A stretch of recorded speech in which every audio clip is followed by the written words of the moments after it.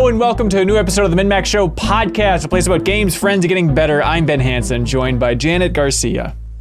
Hey, what's up? Joined by, hang on, could we get that one more time with like E3 energy, Janet? Okay. Oh, I thought you would just go, okay. You're right, you're better, you're a pro. We're joined by Janet Garcia. Hey, what's up, everybody?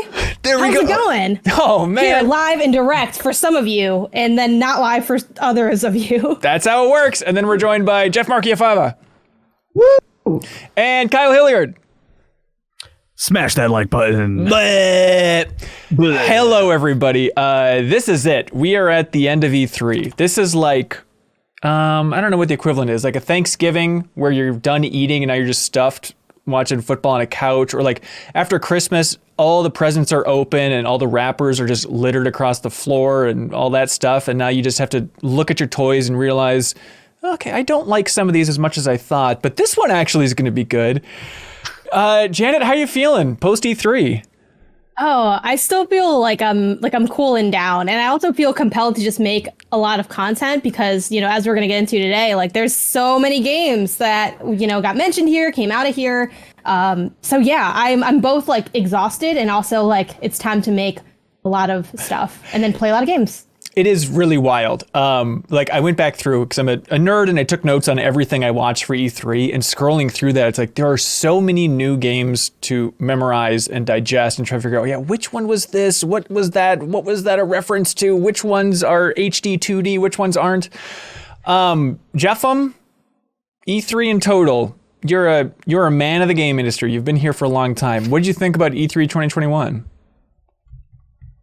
You know, it was pretty good, despite the fact that none of us could actually gather in the same place. Right. It didn't seem to hold it back that much. Yeah, other than the thing we talked about of just like, I really missed the kind of trickling news stories and interviews and stuff like that. It felt a little bit barren from like the big outlets. You know, it's like, okay, they're tweeting out the trailer, or best case scenario, they're tweeting out some detail that Reddit pulled. It's like, okay, I mean, that's fine, but I missed the kind of long tail for a lot of these announcements and excitement. Sure. Yeah. But as a fan, just looking at games, you know, it didn't change as much. And obviously, it's completely different for us not being there and not, you know, it has kind of always been like you go through the press conferences and then actual E3 starts because that's when you have all your appointments and you're actually playing all those games for yourself. Right. But I don't know how much that for just kind of the regular person who's watching and consuming the content that's coming out, I don't know that it's that much different besides those kind of news bites, as you said. Yeah, and we're definitely going to get in kind of the future of E3, all that stuff with community questions coming up. A lot of people had questions about that, and Sarah Podzorski is going to be joining us for that whole thing. In the meantime, Jeff, is your mic like further away or something? Just want to double check where that is. It sounds like... I don't think so. I gave you the perfect mic count. Is this better? No, it's fine. It's fine. Kyle, since there's so much still to sort through for E3 here, we figured we should probably have some E3 awards. And not like the super quick, you know, Greg Miller end of stream thing that happened yesterday on the official E3 stream. We're talking like real... Yeah, Forza Horizon, most anticipated game out of E3. Right? I did not see that coming, but, you know, they pulled from the media places, so sure, I guess that's how it works. But we have some categories. I got Forza Horizon. It was just a surprise. Yeah. But we have some categories that we can run down. Here are the categories. You're naming them. Let me run down them. Okay, we got biggest surprise, favorite moment, weirdest thing, missing in action, biggest trend, most overshown game, best under the radar game, and most anticipated game other than Zelda. Does that seem good? Is that a good way to kind of round off E3 and hit all the gaps that we haven't talked about yet?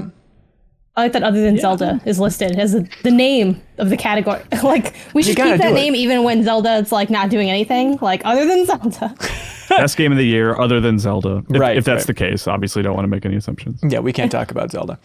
Okay, let's get to it here. Biggest surprise of E3 2021. Janet, what do you think was at the top of that stack for you?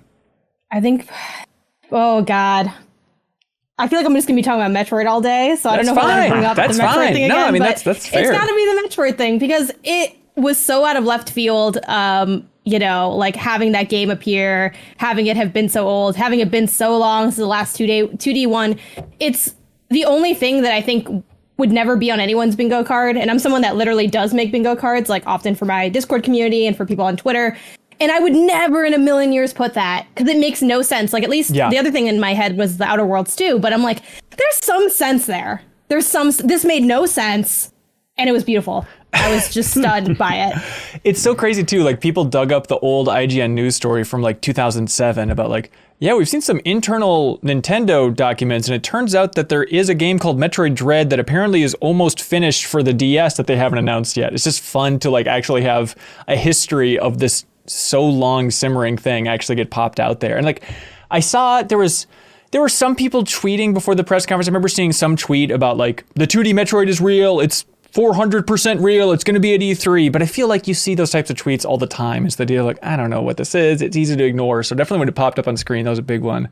For me, it's actually one that you mentioned there too, which really thinking about like what was the biggest surprise for me. I think it was seeing the Outer Worlds 2.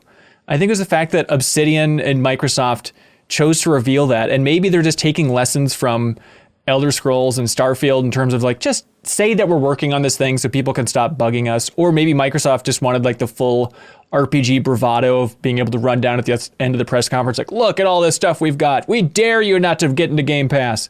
But yeah, the Outer Worlds 2 teaser, very cryptic, very jokey. But I think I put it up there for the surprise too, just because even when we were watching it, you can watch our reactions. Nobody had any idea what it was.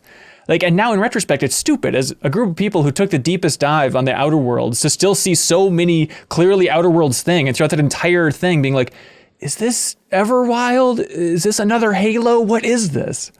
I mean, we were just so sure that it wasn't going to be there because they have other games that have been announced, you know? Yeah. Right. And I mean, that DLC just came out like a couple months ago. It's absolutely wild. But going back and watching that trailer again, there's like, if you want to start reading into things, there is a character that jumps and has little jetpacks in the boots, so that maybe you're going to have more verticality in the combat or something if you're desperate for any sort of actual information from that thing. But my biggest shock is that they didn't call it the Outer Worlds TWO. Because I remember visiting that studio and them talking about how they wanted to call it the Outer Worlds TWO, like spelling out two that way, so that it could be abbreviated as TOW. They said, oh, wouldn't that be a fun thing? And apparently Microsoft did not think so. Or somebody along the line. New marketing was like, that is a horrible idea. It reminds me of, which actually now I'm wondering if you did this interview, which would be weird if you did. Because I think it was one of the rapid fire Game Informer things. So maybe it was you or someone that, you know, y'all know. Right. Like with interviewing Media Molecule. And he's like, I want to call it brain fluff. And it's like, yeah, that's a dumb idea. Right. It totally reminded me of that. Yeah. Yeah, that was me. Thanks for watching that, Janet. That's nice. Yeah, I loved those. They're so much fun. Yeah, Game Informer's still doing them. They just had one with Tim Schafer not too long ago, which we may or may not have contributed some questions to in a light, loose way. But Kyle, yeah, what do you got for biggest surprise? Metroid is a fantastic pick, obviously, but for me, this is very much for me, and maybe you as well, Hanson. The one that I did not see coming at all was WarioWare, honestly. Yeah. Because the 3DS version it felt like a flop. It felt like no one really played it. It felt like sort of a death call for WarioWare. Like that was our last shot, and it didn't happen. And like it would have been such a good like launch game for a Switch in terms of just like, hey, here's a very experimental thing that can use a controller in interesting ways. And it's been a couple of years, and it felt like I love that franchise, but I felt like I just didn't really have any confidence of seeing another WarioWare. So when his silhouette appeared on screen, it was genuinely like, whoa, I didn't even see rumors about this. This wasn't one that was on like prediction lists or anything like that. And it made me very happy. I went and watched their 10-minute presentation afterward on the stream, which didn't reveal a whole lot, but just showed a couple more micro games. But it was, in terms of surprise, WarioWare for me. Yeah, I think that Nintendo Direct in general, it was like kind of the Switch homecoming for so much maybe under the radar or underappreciated handheld stuff, between like Advance Wars coming back and then like, okay, you didn't buy Metroid Samus Returns on 3DS, but what if we had the developer make something for Switch? And then like, okay, you didn't buy WarioWare on 3DS, but what if we had a real WarioWare on Switch? So yeah, it's definitely... I mean, the funny thing about both of those games is like, I think it's a pretty safe bet right now, is to say that those are going to be the best-selling games in those prospective franchises. Yeah. That WarioWare will be the best-selling WarioWare. That Metroid will be the best-selling Metroid, just by nature of being on the Switch. You know? Yeah, I mean, a lot of Game Boy Advance and DSs out there. I'd be curious to see those WarioWare sales numbers for that. But yeah, Jeffem, what do you think your biggest surprise was?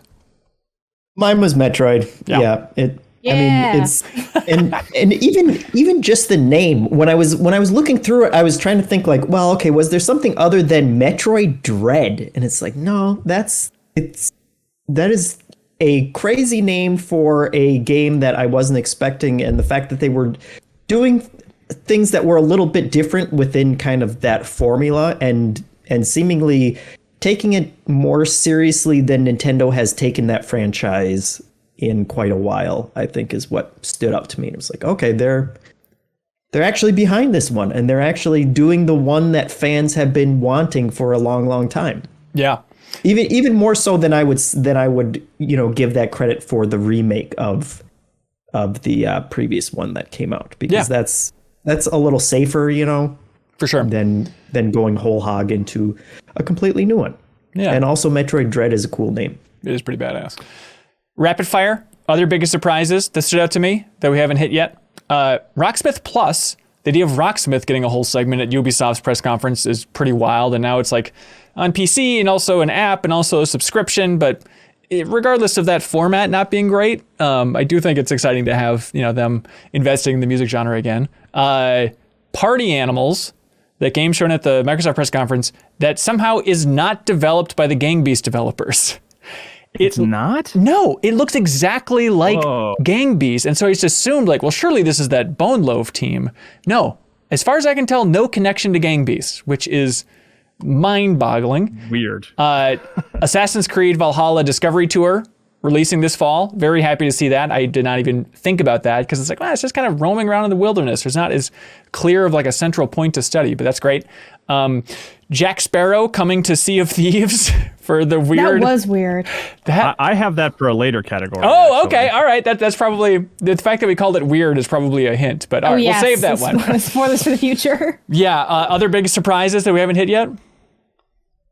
Even though it did get leaked right before, but I missed the leak, the rabbits thing, I thought was pretty surprising. You're right. If you happen to miss the leak, which I did, so I was like, wow, it was really convenient. Yeah. But yeah, like that's something that there were a lot of games that I love and I think are like generally beloved that you just never really see a sequel for. I mean, I think we saw that with like, Captain Toad Treasure Tracker, which I don't know if that game will ever continue, and a lot of other things like that, where it's like, oh, this is the most amazing, what people would count as B tier in terms of like franchise type notoriety, even though it is Mario, but the rabbits kind of makes it less, I don't know, has less cachet. So yeah, I was so pleasantly surprised to see that, and I was genuinely surprised by it. Yeah. Okay. Elden Ring. I mean, come on. Elden Ring was a surprise, right? The release date. Yep. It really, nothing wrong with this, but it did make me laugh, like how clear it was that Jeff Keighley was so appreciative of From Software. Got that for another. Oh, okay. All right. Moving on. Which reminds me of the category favorite moment. Favorite moment, Keighley's nervous energy right before showing Elden Ring. Is that right? Yeah. I mean, he's just like, I think his brain works in tweets and likes and engagement. And so like in his mind, he was just seeing like, this is going to fly me to the frickin' moon and get me out of the doghouse. And now that's why I'm excited about Elden Ring. I mean, the way he was talking about it, I really was like, oh my God, is he about to show Half-Life 3? Like, what is happening here, Yeah. It was intense. And then even afterwards, he's like, thank you so much to Miyazaki-san and all of From Software. And like, as somebody who's worked with the marketing department of From Software a couple times, it ain't easy. So it's like, just imagine trying to push that up the hill and actually get it to happen. And even afterwards, he's sending out those tweets like, thank you so much. Because really, it was a huge deal for like cementing Summer Game Fest as a new thing, but also now a place where it's like, look at the pedigree we can have. And it's all just because of that one team within From Software agreeing to let this be the spot where it lands. It's pretty wild. Jeff, do you have a favorite moment? I spun this one a little different. I think it's kind of more of a favorite trailer, but mine was going to be the Outer Worlds 2 okay. trailer. In terms of just like something that did, I guess it also surprised me, but also like I found that very humorous and like it was just one joke basically the entire time, but it kept on getting me to laugh more and more as it was going on. Making fun of the absurdity of showing a trailer this early and all that stuff. Yeah. And also shout out for Jeff Goldblum calling Jeff Keighley Geoff and then just like dunking on him for the rest of his segment. I appreciated that as well. Yeah, that's good. Because any self-respecting Jeff would do that to a Geoff if you ever encounter one. Oh, yeah. You got one, Janet? Favorite moment? Yeah, I think, I'd have to probably think longer to really nail down absolute favorite, but one of the ones that came to mind for me was on, I want to say it was Monday, which was a much quieter day for the E3 stuff. They had a bunch of indie things, and they had a small panel that was, I forgot who it was interviewing, like Ed McMillan and like the head of Other Ocean and like the woman from Nintendo of America who works with like indies, and then like one other person. Sorry for forgetting the names. And I just really like that. I think, I came to this realization not too long ago, just talking about E3 in general, but I think a lot of times we have the tendency to gloss over or zone out when like it's devs talking or people in the industry talking or face to cam stuff, especially when it is a more low key panel where they're not going to be doing intense questioning about what's your next project or what's this next thing. Right. I think we do have a tendency to like kind of zone out on that stuff, but I think that stuff's can be really interesting. Like I just love like casual interviews like that, hearing people's perspectives. Indies have like a huge place in my heart, and I like love indies so much. Like A Short Hike got a shout out during that panel, and I just love moments where for some of these people, obviously like Edmund or others are like super famous already, but it can be this really big cool moment of talking about their work and talking about their projects, and all of those are sort of my favorite moments because I think, just seeing too, like all the different hosts that they have, like a lot of people that I know in the industry share out and be so proud of being on the E3 stage, or like, oh, someone mentioned my name or someone mentioned my game. All those little things I think culminate to my favorite moment because I think they're so heartfelt and pure, and they remind me of like why I love doing this and what this job means to me. So yeah, that's my favorite moment. Yeah, that's good. Yeah, I'm really struggling with this one. If I had to boil it down to like singular moment, like split second moment, I think it has to be the shot of, what's that, Janet? Weezer. It was all of Weezer's performance. Am I right, Jeff? Weezer. No, it was the shot of after the black screen of Link falling from the sky. Like that is such an amazing moment. If you had to like sum up like peak E3 excitement, it is that what are they going to show? And then full screen, what they show is the complete opposite of what you think they're going to show. And then it just reframes how you're anticipating the most anticipated game of all time. It was an incredible moment. Like you see that shot and it's, oh my God, okay, we're going to the sky. I now have a new way of looking at this game. Another quick one, which is just Surreal's reaction to Advance Wars. Yeah, that was good. I went back and like found the timestamp. I was like, I got to see when this game was revealed and how Surreal reacted, and he did not disappoint. He was very happy because he just saw like Orange City on the screen, which to me is like, is that like a Dragon Ball thing? Like I just have no frame of reference. But for him, as somebody that thinks about Advance Wars every day of his life, he's living in Orange City, baby. Yeah, and right. he had that same excitement like throughout that entire 5-minute segment on that game. It was just like constant. Oh, I don't know how I feel about this art style, but I like how the city's laid out. And it was like, wow, yeah. I don't know I've ever been that happy. Watching your child. You're a new dad. Well, yeah, true. Let's see. It gets old, Kyle. You know, it does. It's pretty boring. It's pretty boring initially.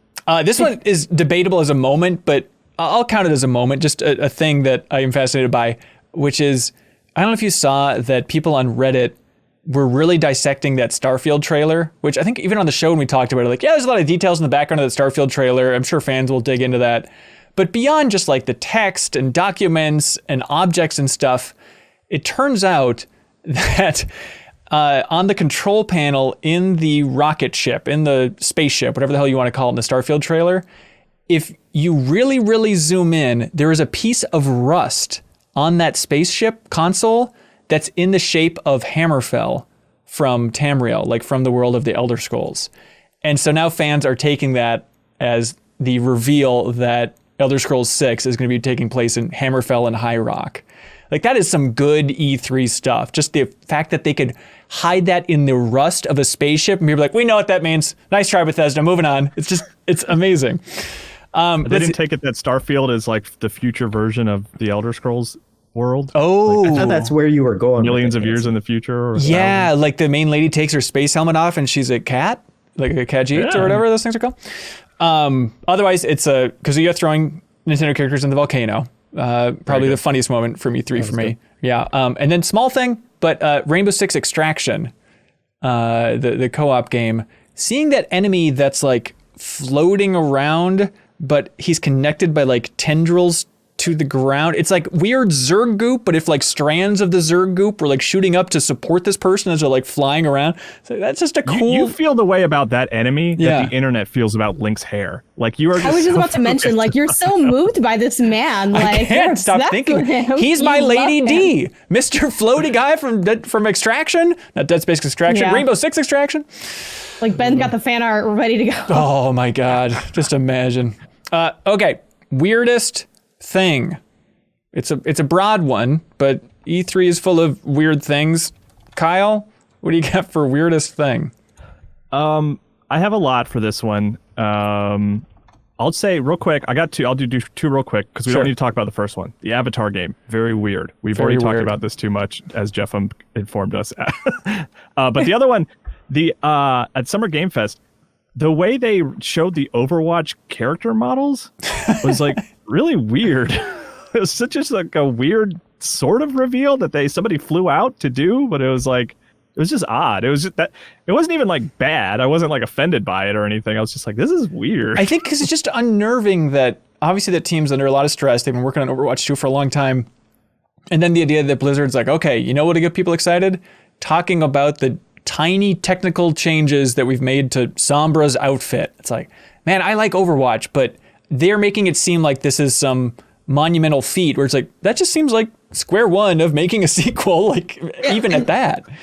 And also, like, each character has like 50 outfits in that game. Right. Like, that's one of the collectibles. They come out with new outfits all the time. Well, whatever. This is weird. They needed something to show. So yeah. Jeff, what do you got for weird? Well, you already ate my lunch on this one too, Great. Hanson. Perfect. And that's party animals, both for being a cute and weird looking game, but then also the Gang Beast thing, where even during the stream we were like, man, if this isn't a Gang Beast sequel, somebody's in trouble. right. And then it's not somehow. Yeah. But it looks adorable, and honestly, it's genius. Just adding like making them anthropomorphic, blobby animals, pets, that's going to get 1 billion players. That's going to be more popular than Fall Guys when it comes out. You mark my words. I mean, at its peak? Probably not, but no, probably not. Okay, for audio listeners. I love how quickly you walk that back. You're like, I can say with absolute confidence, maybe not. It's fine. It'll never happen, but it should. Okay, all right. You can be a little corgi, and you can beat up a crocodile or whatever. I was so excited seeing that trailer.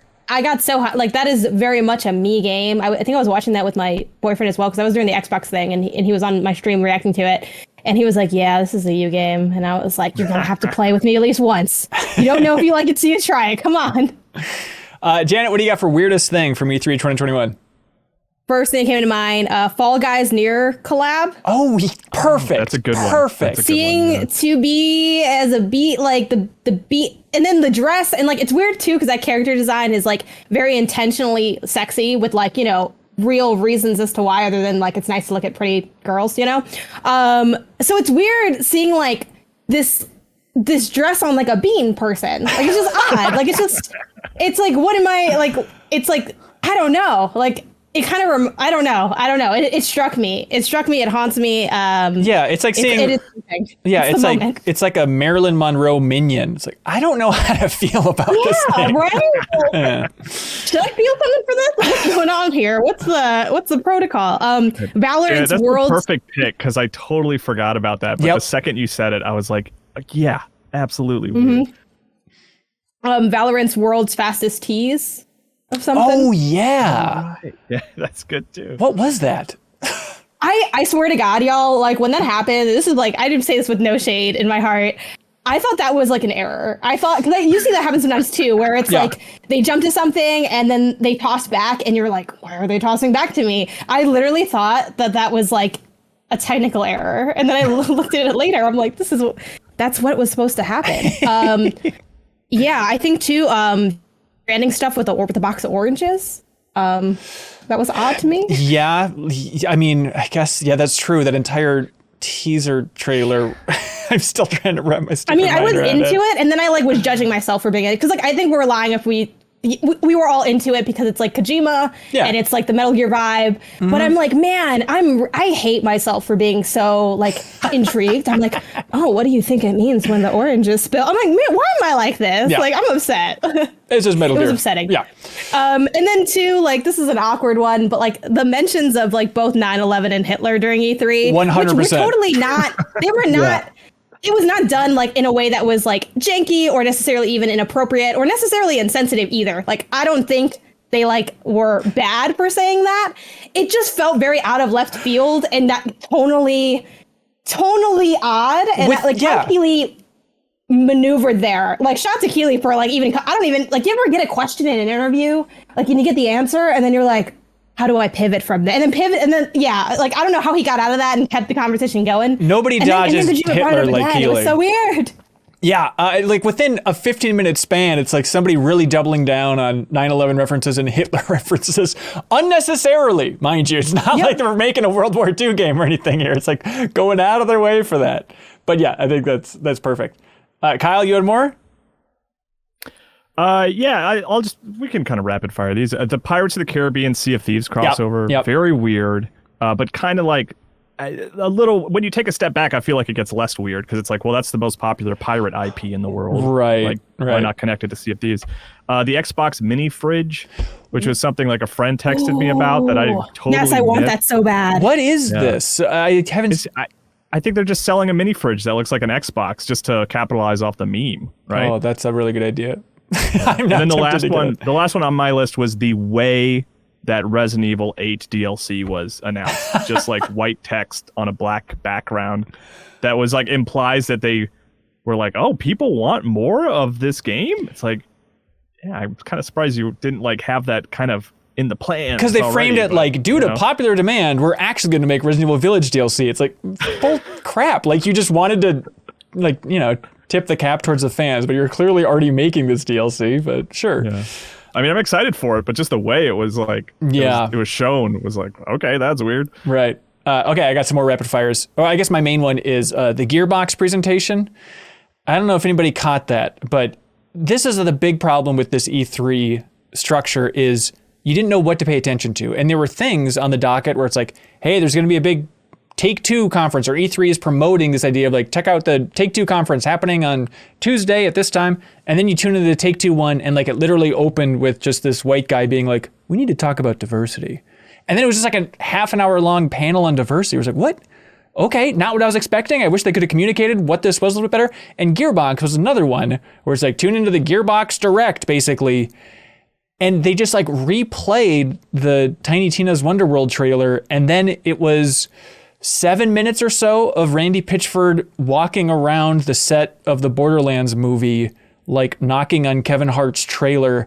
It is really weird, kind of, you know, shooting the S with Eli Roth, the film's director. But I'm sure in his mind, it's like that Borderlands movie is the biggest thing in the world. And so when they were floating the idea of whether or not there could be a Gearbox Direct, I'm sure he's like, oh boy, do we have something for you. It's a very dry behind the scenes look at Gearbox stuff. Basically, the most exciting thing you can see is like, here's a C stand. But still in his mind, it's like, what do you mean? We're in Hungary. This is Borderlands. So that was really weird. Let's see, other rapid fire things.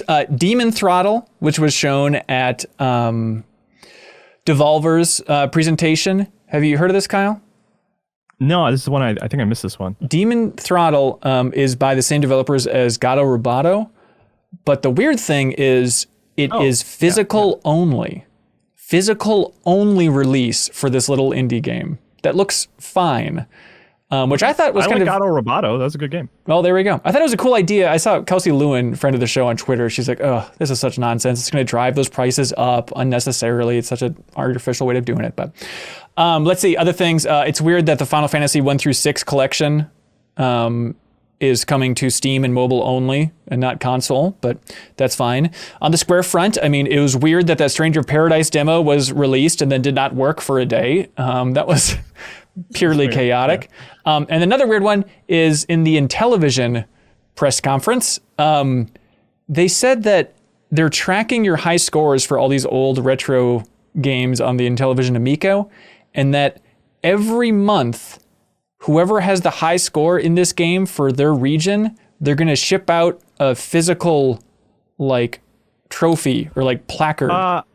I'll correct you, I think. Ooh, in please. That I think they'll email you a certificate that you can print out. You're right. That's what it was. Yes, they'll email you that certificate, then you can print it out on your own. Which is normal. So I think that should be excised from this list. Okay. Well, I'll be damned. Well, there we go. I think that still totally counts as a weird, but kind of cool thing, you know? Also, Tommy Tallarico in that press conference, he said that he has the Guinness World Record for working on the most games out of anybody. And that struck me as odd. Could that really be true? That's horrifying. Like, I guess just little sound effects for in that era, early 90s, when he's just rapid firing through that stuff. But anyways. Okay, on to the next one. Missing in action. What was missing in action? The biggest thing from E3 2021. Janet, what pops out for you? Oh, man. I mean, can you count Prime 4 as missing? Because they didn't mention it. I think so. I think that counts as missing. They did mention it. Yeah. I think that's up there. I'll give a nod to, even though I wasn't mad I didn't see it, but Pokemon. It was just, I was a little surprised they didn't mention anything about it, even like a nod to like another direct happening. Yeah. I think on the Nintendo front too, Animal Crossing, man, like where's the where the content at? Where's the content? I'm still working on my island, but that's my business. Like I'm looking for something deeper. Yeah, those are like the quick ones that come to mind for me. Yeah, I think those are really good choices. Yeah, on the Nintendo front, Splatoon 3 on the Janet front, right? Mm-hmm. Did you feel like that was missing, or? I feel like they've talked about it adequately. I was a little surprised because I did have it, I think, on my predictions that they'd bring it up and then maybe like give a nod to the history and maybe do like a Splatfest, but it doesn't shock me. I feel like we are far enough away that I'm expecting that in a specific direct where they maybe go into if there are more game modes. So it was missing, but I wasn't like super shocked that it wasn't there. I mean, the big Nintendo one, Switch Pro, the fact that was not there after Bloomberg. But they said it'd be missing. But yeah, like I think Nintendo managed the expectations well, honestly. Right. You know what I mean? Like they made it clear it wasn't going to be there, but like. Well, they said that it wasn't going to be at the Nintendo Direct. They said software only, but the Bloomberg report was that this was going to be revealed before, so that people could show their games running on the Switch Pro. So I don't know what the hell was going on there with that reporting or what changed along the ways, but pretty wild. Let's see. My biggest one was probably Everwild. I was really looking forward to Rare's Everwild, their new bizarre kind of, Princess Mononoke-esque, instead of Monster Hunter where you attack animals, you just go pet a bunch of animals. Wasn't there at Microsoft's showcase, and then it was revealed afterwards that apparently Video Games Chronicle had the report that the creative director left the studio and it's being fully rebooted and now it's years and years away. So say goodbye to Everwild for a very long time. It's a sad deal. Jeffem, what was missing for you? Sony. There was that. Yeah. But I only say that half jokingly because that does kind of put a damper on the whole thing when you don't get that other. Nintendo and Microsoft are nice, but you kind of want that Nintendo or Microsoft and Sony head to head. Yeah. And it's also another platform just for all the other third-party games that don't kind of fit into these other niches. But if we're not counting Sony, I would say even though they kind of mentioned it and they kind of showed a little bit of it, I still wanted to see more of Avowed. That was kind of like a 2-second, here's a guy with a glowing hand or something. Because it still exists, but I was hoping to see more than that. We saw more of Outer Worlds 2 than we did Avowed, which was a little disappointing to me. And that Obsidian Grounded update too. But yeah, they got other irons in the fire, I guess. Kyle, you got one? I think Switch Pro is like the winner, although we're not really assigning winners. But Fable, I like they said someone. It seemed pretty clear it wasn't going to be there early on, but I still, it was kind of a disappointment. I want to see what that game looks like. The sort of CG trailer doesn't really give me a good idea of what it looks like yet. Yeah, big one for me too is just Warner Brothers missing in action. I mean, they had Back for Blood, which is great, but in terms of other big things, they just weren't there to show it. Like Gotham Knight, Suicide Squad, Lego Star Wars, the Skywalker Saga, for the love of Christ. It's been years and years since that was announced. Monolith's new game, Harry Potter. Like, I know there's a lot of corporate shakeups going on over there. Maybe that's a reason for not getting out there confidently behind one of these games at this point, but it's really noticeable that they didn't have any of these huge games there. And chat screaming, Edgar Vasquez is screaming about Bayonetta 3. I know that one definitely stung for a lot of Nintendo fans.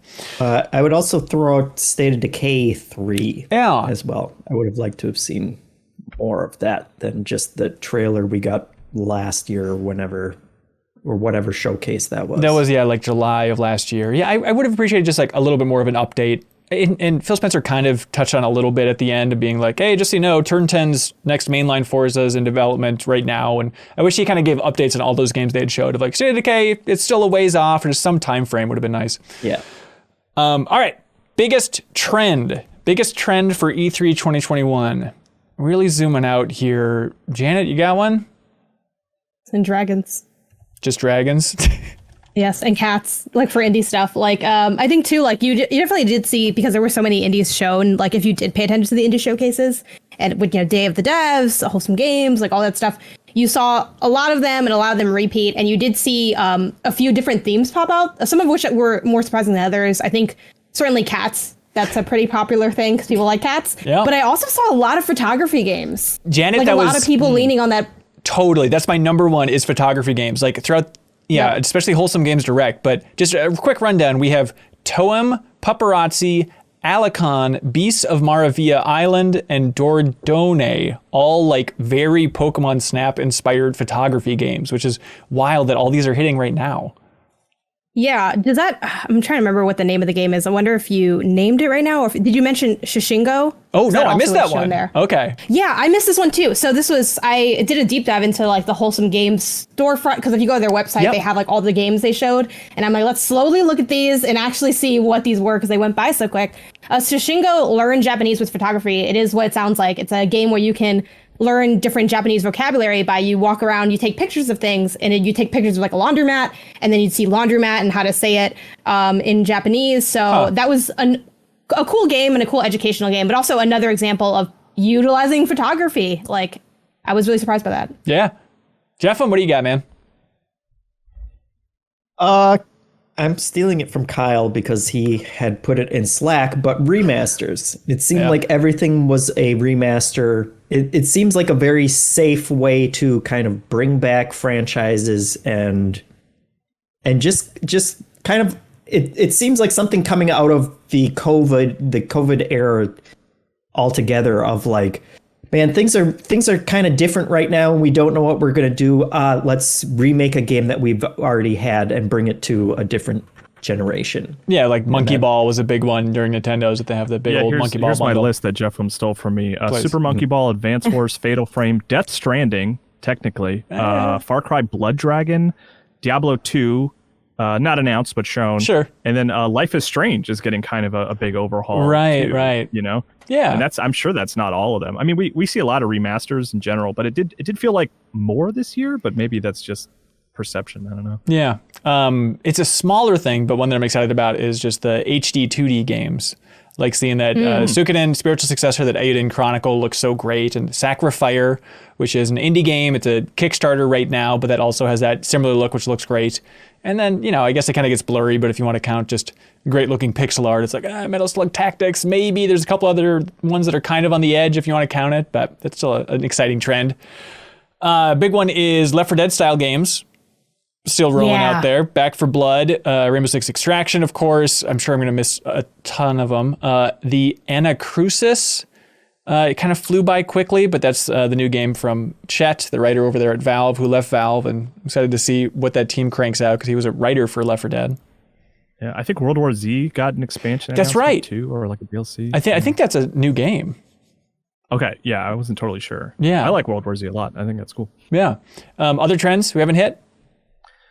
I don't have a ton of examples, so maybe it's not a good pick, but I was saying I felt like I saw a lot more strategy games than usual, because like Mario Rabbids, Metal Slug Tactics, Advance Wars, and Age of Empires had some screen time too. Yeah.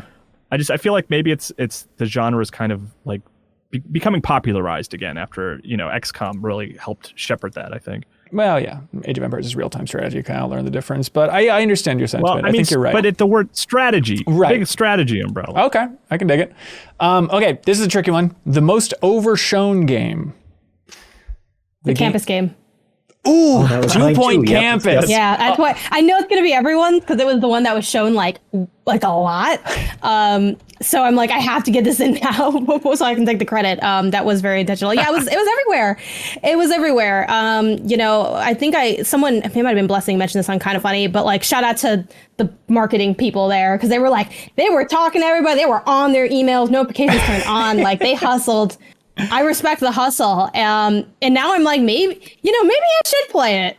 Yeah. I like sim stuff. Like, why not? It seems y'all did the work. Right. Hospital's on Game Pass. There it is. Ooh, okay. Yeah, it great. wore me down too in the same way. And at least every time I saw it, it was always just kind of the same very long trailer for it. And the first time I was like, whatever. And then by like the third time I was like, maybe I will like this game. 2 Point Campus. It's like I love could it. study wizardry. Like, sure. Like, yeah, why not? I could be a scientist. Yeah, let's do it. Kyle, what stands up for you? One that I felt like I was like, oh, we're seeing this again, huh? Was Monster Hunter Stories 2? Okay. Oh, sure. yeah, that's a good I one. kept seeing that. The Monsties. Yeah, Yeah. it's cool.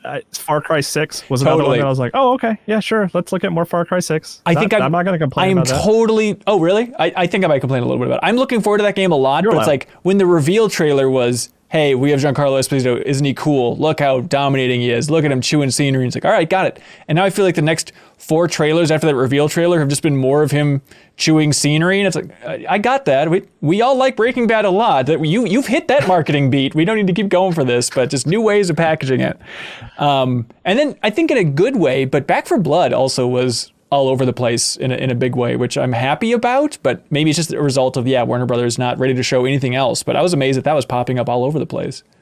Yeah, and that one also grew on me too. I think the first time that I saw it, I wasn't super excited about it because it looked like very much more of the same, but for some reason, maybe it just looks better in trailer form, or maybe there's some trickery going on there with the visuals that they're showing, but it reminded me that it's been a long time since I've been able to play a new Left 4 Dead game, and that I probably would have been happy if Turtle Rock had just continued making Left 4 Dead games and maps this entire time. But I'm more hopeful for that one. And also it being on Game Pass doesn't hurt anything either. Yeah, it's going to be huge. That's October 12th when that comes out too. All right, best under the radar game.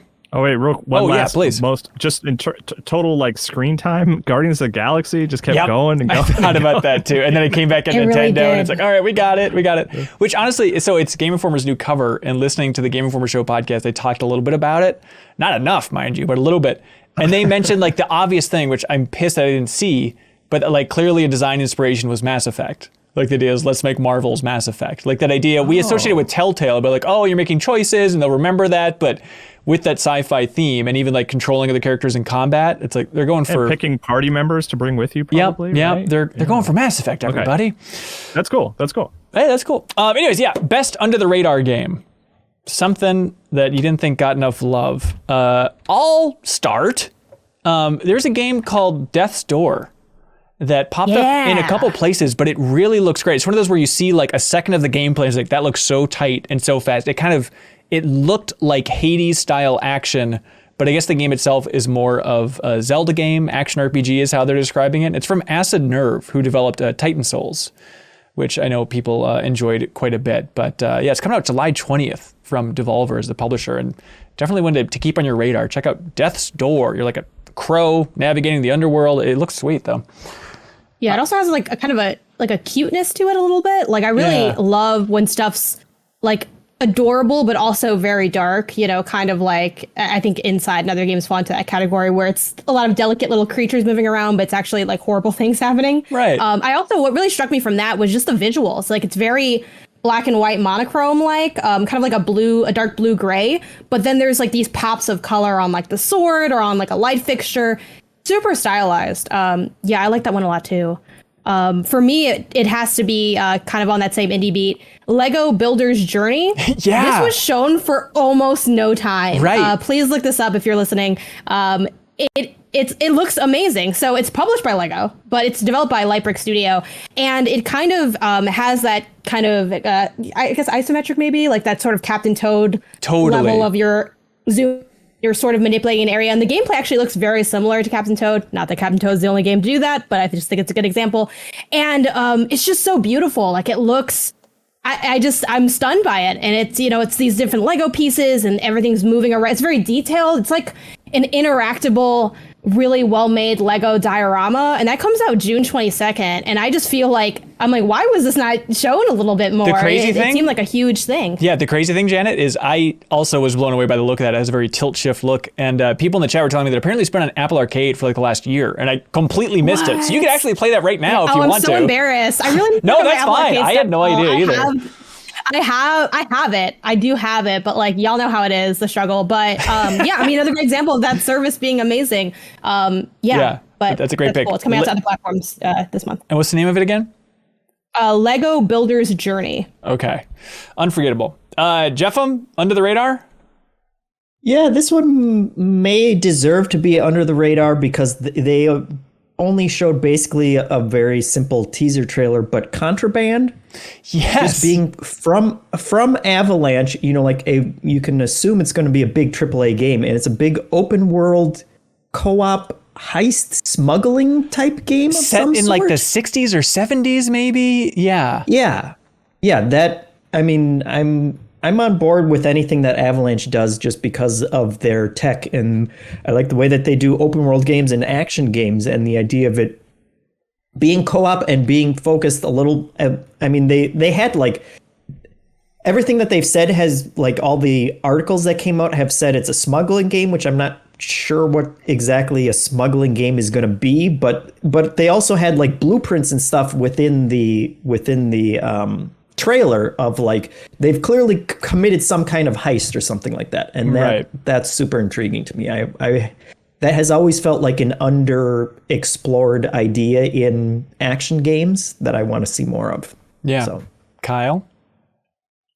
One that almost passed me by was the sequel to Far Lone Sails. Yeah. Far Changing Tides is what it's called, and there's going to be like underwater exploration and stuff like that. The original, really good, kind of, you know, in that sort of Playdead school of like 2D puzzle solving, but what you're doing is like you have a vehicle that you're controlling and sort of upgrading and changing as you're moving across this like very mysterious landscape.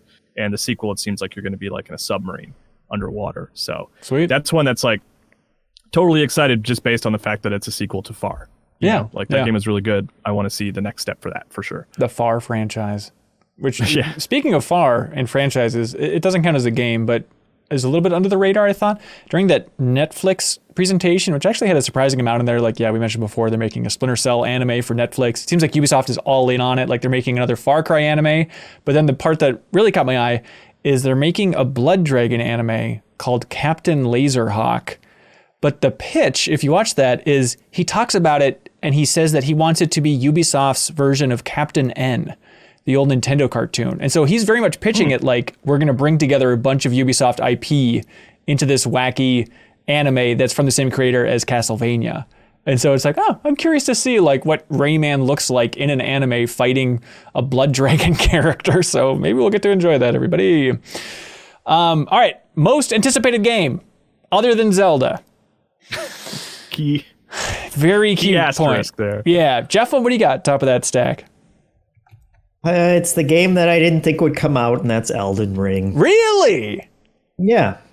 That's surprising. I mean, now that I know that it actually exists, I have always loved From Software games, despite having never beaten any of them. And I swear I'll still go back to Bloodborne at some point. I'm gonna finish. I believe you. Yeah, Right Jeff, after your Red track record is perfect for saying you're going to go back to games. Yes.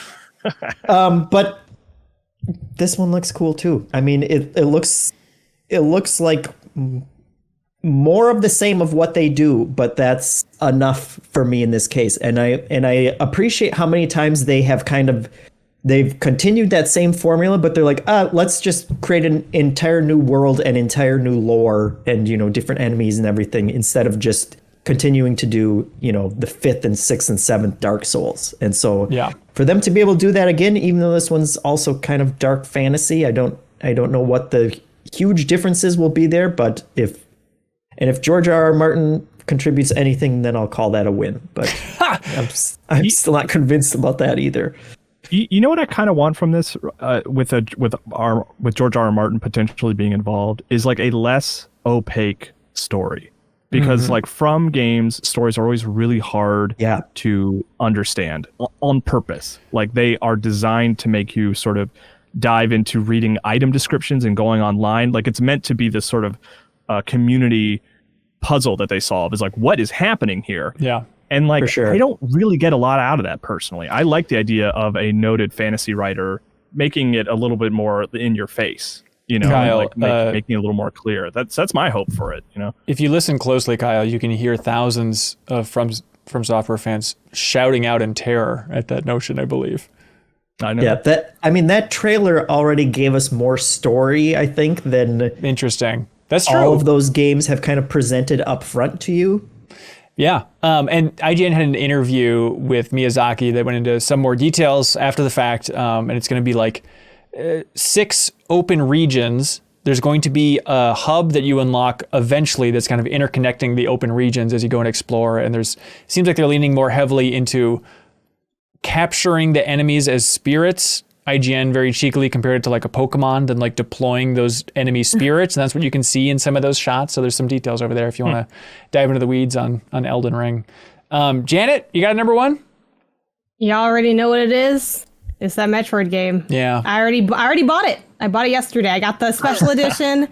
It's funny because and this is like some people mentioned, like, oh, I don't know, but I'm surprised it's so expensive for a 2D game, a 2D Metroid game. And I am also a little surprised that it's like a regular price point, but I'm like, to be honest, I just dropped like $89 on it. So I really can't relate to not wanting to spend the money. Like I did that so quickly as the internet allowed me to, given how quickly it sold out. I'm like, everyone's saying Metroid doesn't sell. And I know that's true. But then where are all the collector's editions? How are they all gone? I don't understand. They only but made yeah, 4 definitely of my them. most anticipated. Nice. Looked awesome. Excited. Kyle? I had a backup because I figured we'd talk about Metroid Dread. But in terms of like games that I want right now, give them to me.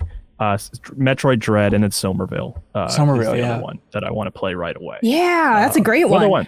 The other ones, other than Zelda, I would be happy to kind of wait for, but I'm like, I want to know what that is right now. Right. Yeah, WarioWare is up there for me. Jurassic World Evolution 2, which is coming out in 2021. I'm excited for. That'll be a good time. But maybe this is now the cliche lame answer. You already made fun of it in this episode, Kyle, but I think my most anticipated is Forza Horizon 5, which is coming out November 9th. I'm shocked that it won the overall E3 most anticipated, according to the handful of media judges and stuff. But those games... That's the part I'm making fun of. The game looks great. Yeah. Like it was surprising to see it be like awarded the winner when it's like, I don't think the internet analytics paint that picture. I feel like what happened with that, my guess is that people, ranked them and submitted them. Like, I'm guessing that's how they came up with the results, and that it was consistently high enough that it just ended up there, which is why, like, whenever there were, we did this like as an outlet, I'm like, I don't think we should do it that way, because then you end up with something that like not anyone's that passionate about, but everyone can agree is not a bad answer. That's how Super I was Mario also surprised to Odyssey. see that. Yeah, it's how Super Mario Odyssey wins Game of the Year in 2017 over Breath of the Wild. I think with that type of algorithm ranking system. But yeah, Forza Horizon 5. I am shocked that, Jeff in particular, that you have never tried the Forza Horizon games, or that you haven't gotten into the last couple, because they're so freaking good. I should. Especially you're a big Game Pass boy. Jump in there, start playing Forza Horizon 4. You will have an absolute blast if you just like open world RPGs. The problem is it's like 200 gigabytes at this point. I'm gonna have to wipe out half my hard drive. That's download it. But I absolutely should. You're right. Yeah. And the thing that was really exciting for me about that, which this is terrible and I'm going to crap all over the franchise now, but it's all the weird mini modes that they had in there. Totally. Like, I'm driving through bowling pins and this is just like a giant ridiculous stunt course. Like, and there's always ridiculous like events and stuff in Forza Horizon, but it seems like they definitely are taking that direction for Forza Horizon 5, which Janet mentioned is taking place in Mexico. It seems like a cool environment. It looks gorgeous. I mean, they just held on these shots of the environment and it just looks like a photo. It's absurd. But then they are keeping the Eliminator from Forza Horizon 4, which is the Battle Royale, which we talked about on this podcast a while ago. It's surprisingly fun, and then kind of ratcheting it up even beyond that and having a bunch of silly mini games. Like, okay, here's a bunch of piñatas you have to go pop, or you have the bowling alley, and also you can create your own arcade stuff. So just having a little bit of that zaniness in here, it's definitely going to become Microsoft's Fortnite. There's no doubt about it. But I think they're inching in that direction, which is cool. And so I'm very much looking forward to it. And it's fun that, like, you know, with no Sony here, that when it comes to the big WoW next-gen racing game, it seems like visually Forza Horizon 5 got that, it won the race, if you will. So please look forward to that along with me. Any other big things we haven't hit yet from E3 2021? Atomic Heart looked crazy and good. That's true. Also, Stalker 2, that was one of my biggest surprises I forgot to mention. Just the fact that was the second game shown at the Microsoft press conference. That very Metro-looking game. Obviously, the Lineage is their kind of sister series in a way. But for Stalker to come back in such a big way and look so cool and bizarre, like creatures from another dimension warping in and out of reality. And Kyle, you mentioned, I think, that it looks like Ghostbusters, where you're like wandering around trying to track those creatures in that environment. It looks really cool. There's like a demon tornado attacking a pig till it explodes. It's just like some good effed up sci-fi that I'm very into. Yeah, it kind of seems like this is going to be a good generation for, not in a derogatory way, but kind of those B-tier games that like a smaller studio can make a game that has a really big impact and hopefully finds a bigger audience than in previous years, because I think the technology just kind of supports boosting those games and making them look, you know, that much better and making them that much more approachable for other people to play. Not everything has to be a AAA, you know, game with 10 studios working on it to have that kind of impact this time around, hopefully. Yeah, for sure. Well, let us know in the comments what you thought of E3 2021. Pretty good show overall. There's enough for us to feast on for a while on this podcast and for gamers across the land. Hey, Kyle, do you know how this whole thing operates? Is it E3 vibes? It's E3 vibes, which you can find at patreon.com/MinnMax with 2 N's. If you want to jump in there and support us at any tier, you can access the Discord and a bunch of other benefits. It's a wonderful time to support us. We'd appreciate the support.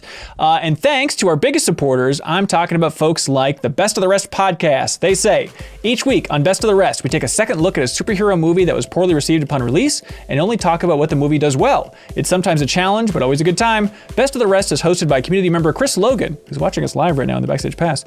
Along with friend and comic book expert Andrew Williams. Together they aim to create fun, positive, and entertaining discussions on movies that the internet usually tears apart. Jump right into the latest episode in Ghost Rider or check out the past episode on Batman Forever. And be sure to subscribe to hear future episodes like The Amazing Spider-Man 2, available wherever you get your podcasts. If it's the best, oh, hang on, one more time. It's the best of the rest. Thanks, folks. Also, thanks to Fixture Gaming. They want everybody to know about the Fixture S1, which is the clip that you put on your Switch Pro controller, which has a mount for the screen, so you can play with the Pro controller on the go. It works amazingly well. And the Fixture S1 Pro controller clip is available on Amazon and the Fixture Gaming website. It's available in either gray or red and blue, and it's $35. But, Kyle, here's the catch. If you use the promo code MinnMax, 2 N's, all one word, you get $5 off the Fixture Gaming Fixture S1. And I swear to God, this is unprompted, but we had Brett Hunter submit a comment or question for this episode of the podcast where he says, P.S. I got the Fixture S1 Pro controller mount, and it's the only way I'm going to play the Switch from now on. So thanks for the recommendation. So look at that. Nice. Good supporters, good sponsors. Also, thanks to the Call Me By Your Game podcast. They say there's at least one video game that's close to your heart from an impactful, specific moment in your life. Call Me By Your Game is a podcast that dives into these very experiences. It's an intimate look at what makes video games special for different people. On each episode, our host, Connor McCabe, sits down with a guest to discuss a special game from their past. They dive into what the guest loved about the game and also what was memorable about the time in their life when they first fell in love with it. Check us out wherever you get your podcasts, and maybe someday you'll call me by your game. Latest episode is all about Catan classics. You can check that out. Also, thanks to our dear friends at I'm 8-Bit. They want everybody to know that you can get the Manifold Garden soundtrack on vinyl, but also comes with a digital download. It's a double album with stunning architectural pop-up album art by The Fourth Focus, and this is a limited edition. There's only 1,000 of these made, so if you enjoyed Manifold Garden or just enjoyed the music by Larissa Okada, you can go check that out, and you can use the promo code SOLSTICE for 10% off, and that applies to everything in I'm 8-Bit's wonderful online store, Solstice, for 10% off everything under $100. And because I'm 8-Bit is a wonderful supporter of ours and very generous with the community, each and every week they ship out a prize to who we deem has the finest question of the week. And so this week we're gonna go through all these wonderful community questions, and then the best question, as we deem it, will receive the What the Gulf vinyl soundtrack, which is a wonderful game from a couple years ago, I believe, but it's a great soundtrack as well. And so thanks to I'm 8-Bit for shipping that out, and you can thank them by going to that store and using the promo code SOLSTICE for 10% off in the I'm 8-Bit wonderful online store. All right, we have a lot of great community questions to get to. Kyle, would you like to honor the community in the finest way you can by just giving them one big clap? Are you ready? Yep. Sarah Podzorski, Hello. welcome back to the show. Good to be back. MinnMax's streaming compatriot, streaming every single Tuesday over there at twitch.tv/MinnMax show. Last night you were streaming Chicory, A Colorful Tale? It's Chicory, A Colorful Tale. Okay. Yeah, so one of the new games, I think it was shown at the Summer Games Fest, and it was shown at Wholesome Games. Right. And it's such a weird release time. I know like The Last of Us released around the E3 window, and so maybe other games just think, well, Last of Us did it, so we can do it. But I feel like Chicory is really getting buried because it would just Yeah, it's hard to not get steamrollered by news. Yeah, but like the reviews were absurdly good for this thing. Mm-hmm. Is it that good? That's what made me pick it up. Is it good? Yeah. It is. It's giving me sort of like Undertale vibes. Okay. Where you don't really know.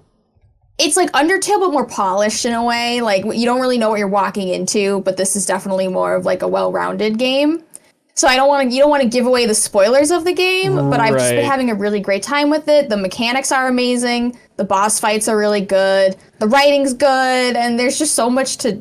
It's not going to take it's not a long game. Right. I'd say maybe like a 10-hour game.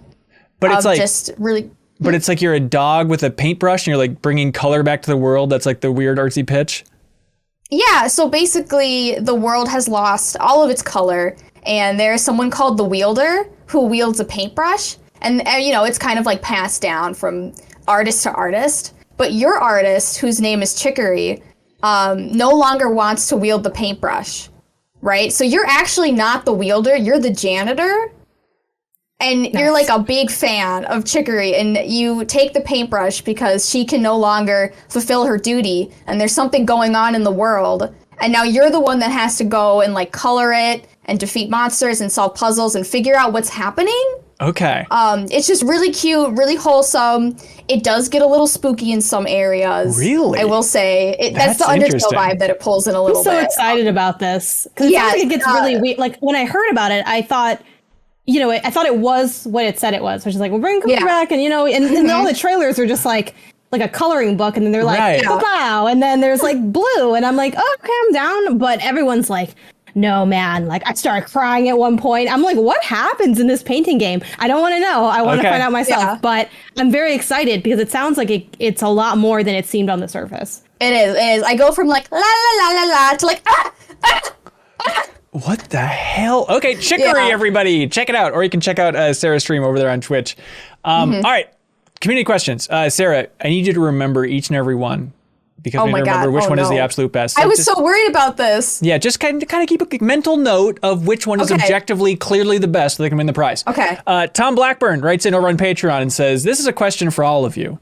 Can I have the great prize for my mate bet? That's a great question. That is a really good question. No one's ever thought just to ask. I don't think so. Yeah. So let's all remember, because that might end up being number one question. So it's a good, smart play, Tom. Anyways, Chris Logan writes in. He says, hey, Hanson and the Horts. I guess that's all of you. Which one excites you more when it's revealed? The game you went into the show hoping to see, or the game you had no idea even existed at E3? No idea. Yeah, the no idea. It's the something Yeah. that I now want that I didn't know existed before E3. That's the sweet spot. It's always fun to party with Doctor Strange, you know? It's like, all right, what's going on here? A man of mystery. What is this? I don't know what it is, but maybe I want it now. Yeah, and that's the peak E3 fun, I think, is seeing a trailer and getting those reactions of trying to guess what it is before they reveal it. And yeah, that's the way you go. Instead of just like, okay, now it's Breath of the Wild sequel. Now I'm going to just brace for trying to analyze every frame and either be disappointed or overjoyed. It's so much more fun to get struck out of left field with these things. Wesley Barbary writes in and asks, hey, been in the CLCs. This week during the Metal Slug Tactics announcement, someone, I forgot who in the MinnMax reaction, said, I hope it eventually comes to Switch, because that's a perfect Switch game, since as of now it's PC only. What does that mean when a game is a perfect Switch game? I think it means it's a game that you want to be able to just curl up on the couch with and have like a foot in front of your face. Yeah, I think there's a certain like pick up and playness, something that's like short bursts that's crucial compared to some immersive story experience. I would say any game that I want to play. And I would just leave it at that. Yeah, so Chicory is like ideal Switch game if it ever comes there. I mean, the drawing aspect, I'm not using I'm using my mouse. But yeah, I think Chicory would be really good on Switch. I can see it having like a second wave there. Yeah, I mean, is it just as simple as that? Is that it's most fun to play any game on the Switch, so everybody just wants it on the Switch? But I don't know, like even seeing... Oh, go ahead, Janet. Except for really like more powerful games. Like, I'm all for like third-party support because like I'm a Nintendo fan, so I have to ask for third-party support every generation until one of us dies. Yeah. Probably be me first. Right. No spoilers for the future. But yeah, like I ain't going front. Like I loved Control Cloud version on Switch. Don't do it. I don't recommend it. I just think it's better to play it on something that can handle the performance, especially for a game like that had so many performance issues at launch. So, but other than like stuff that I feel like is too powerful for the Switch or the port is really bad, like FIFA on Switch, that's only fun if you just really want to play FIFA on the plane. Like you just want to practice some drills, whatever, but like that's not a good place to play it. But other than that, yeah, like a game that I can just throw on Netflix, like a Netflix game. Like I'm chilling. Yep. I don't got to pay a lot of attention. A little bit grindy or like a repetitive task that you don't need to think about a lot. So even like, platformers, building games, sim games, visual novels, not as, but even those, then you can just focus on that. It's like treat it like a little book. The Switch is perfect. For damn near everything. Mike Spam writes in and says, now that what was formerly E3 week has concluded, have we just witnessed the death of the semi-public E3 vertical slice game demos? As a layperson, one of the most obnoxious things about E3 week was seeing dozens of outlets and influencers talk about behind closed doors game demos, where footage wasn't allowed to be captured, but they were allowed to talk about how cool what they saw or played was. Obviously, embargoed / no footage demos will never go away, but considering how much developers discuss hating the E3 demo crunch, will this practice soon be a thing of the past? Happy Jeff Keighley's Summer of Gaming running concurrently to E3, everyone. Same to you, Mike Spam.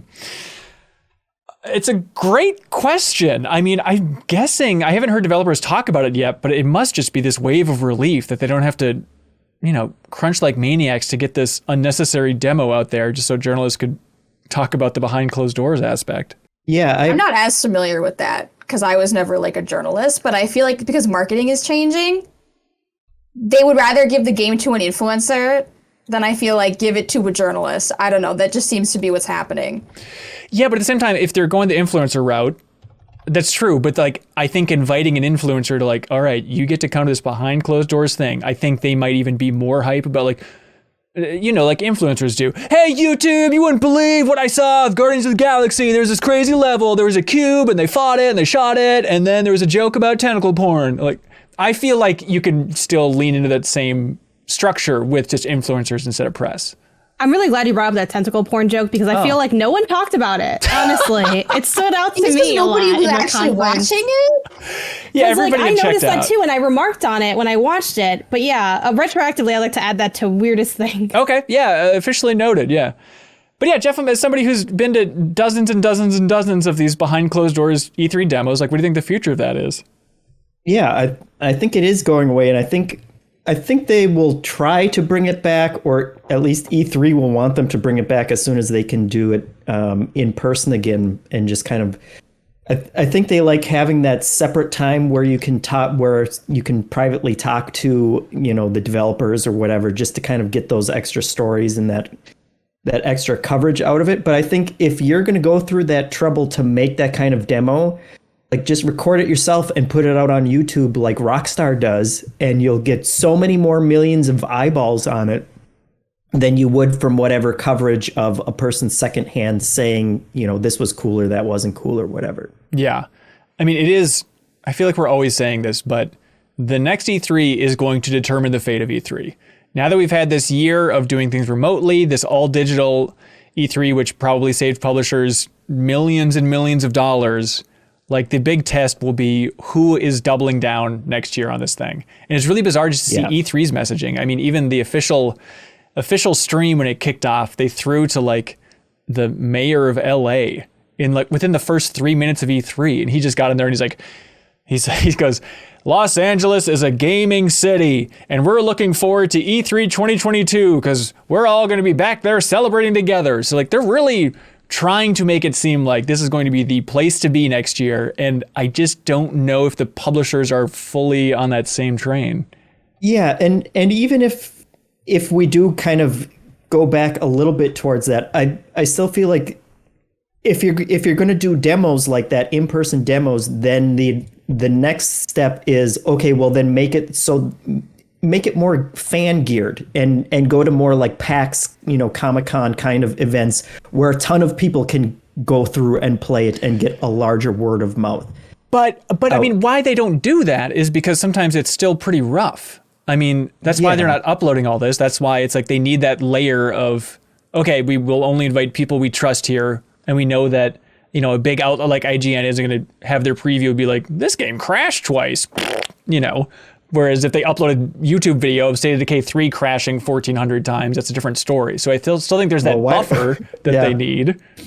I guess. But in that case, then just, do the Rockstar version of it where you can film it yourself and you're not going to put out a demo that crashes on YouTube, but you'll get just so many more eyeballs on it and so much more buzz. And also, I think the fans will be less judgmental and less critical in terms of like, you can kind of almost hear it in this question even of like, oh yeah, you have this behind the closed doors thing. Like, right. Do people even trust us when we say that it's good? Specifically for that reason, are we overlooking these kind of bugs and things that probably aren't going to be in the game when it finally comes out? Like, people are always going to trust their eyes more of what they can actually see for themselves. Yeah. Ricky Winterborn submits a comment over on Patreon or a question and says, what are the most specific nitpicks with otherwise amazing reveals from E3? This is good. It's time to get nitpicky, everybody. Some of mine were Breath of the Wild 2, largely looking identical graphically to 1. The Advance Wars remaster redesigning the character art when it was really flawless in the original style, and the hair tech in Elden Ring. It was the only thing that stood out to me as blocky / last gen. I love that, Ricky. Diving in. That hair in Elden Ring, bringing it down a couple points in that review scale. It's an abomination. Does anybody have some nitpicks? Yeah, this is a shout out to the Japanese gaming industry. Just because you recorded the voice line doesn't mean it has to go in the trailer. You don't have to put a lot of nonsensical voice lines in a trailer. Some music and maybe some narration.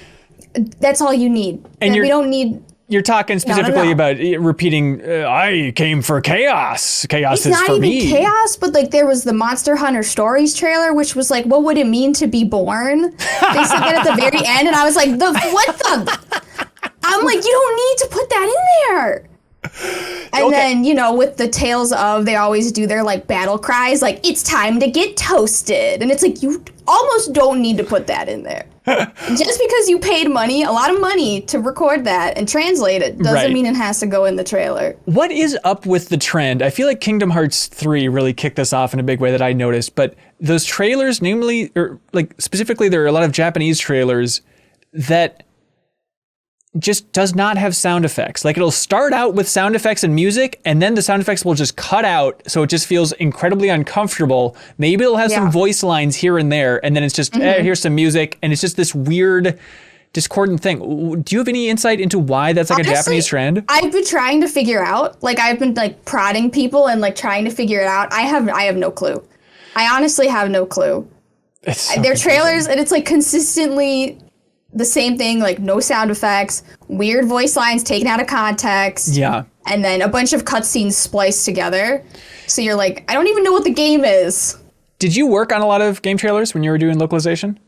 No, but like we would have to pre-record certain voice lines because you knew it was going to be used in like marketing or in trailers, or like certain cutscenes would be recorded first. Yeah. And those lines would be looked at first and like really scrubbed through first because you knew that they needed to use them for something. But I don't know, like maybe if you've worked in the Japanese industry for 7 years, like a line like, I wonder what it's like to be born doesn't strike you as odd anymore. But then when you put it in like an E3 thing with a bunch of other trailers, it really stands out. Yeah, that's fair. All right, I have some nits to pick. The WarioWare. Delighted WarioWare is back, but I also watched like the Treehouse Live 10-minute demo thing of WarioWare. And Janet, I promise this will just be a short 30-minute conversation about WarioWare. But sure. I think it really hurts the WarioWare formula to have it all be about controlling this character on the screen doing the actions instead of jumping from microgame to microgame where you're directly controlling the weird game itself. Like having that one layer removed where like it's no longer you put the golf ball in the hole. Maybe this is a bad example, but now it's like, okay, now you have to be WarioWare or Wario running over there to push the golf ball in the hole. Like, and it also hurts the kind of identity of all of the microgames as well. Because like some of the fun is just seeing that art style shift so rapidly and they all look so different. And now when it's like, okay, it's different art styles, but it's always going to have 9-volt in each of them or Wario in each of them. It kind of hurts the personality a little bit, just a little bit. Yeah, that's a good one. I think we all kind of had that reaction while we were watching it of like, oh, it's WarioWare. Oh, wait, what's going on with these characters now? Yeah. Still, WarioWare on Switch, it'll still be Game of the Year. There's no doubt, but you know, just some questions, that's all. Anybody else have any other ones?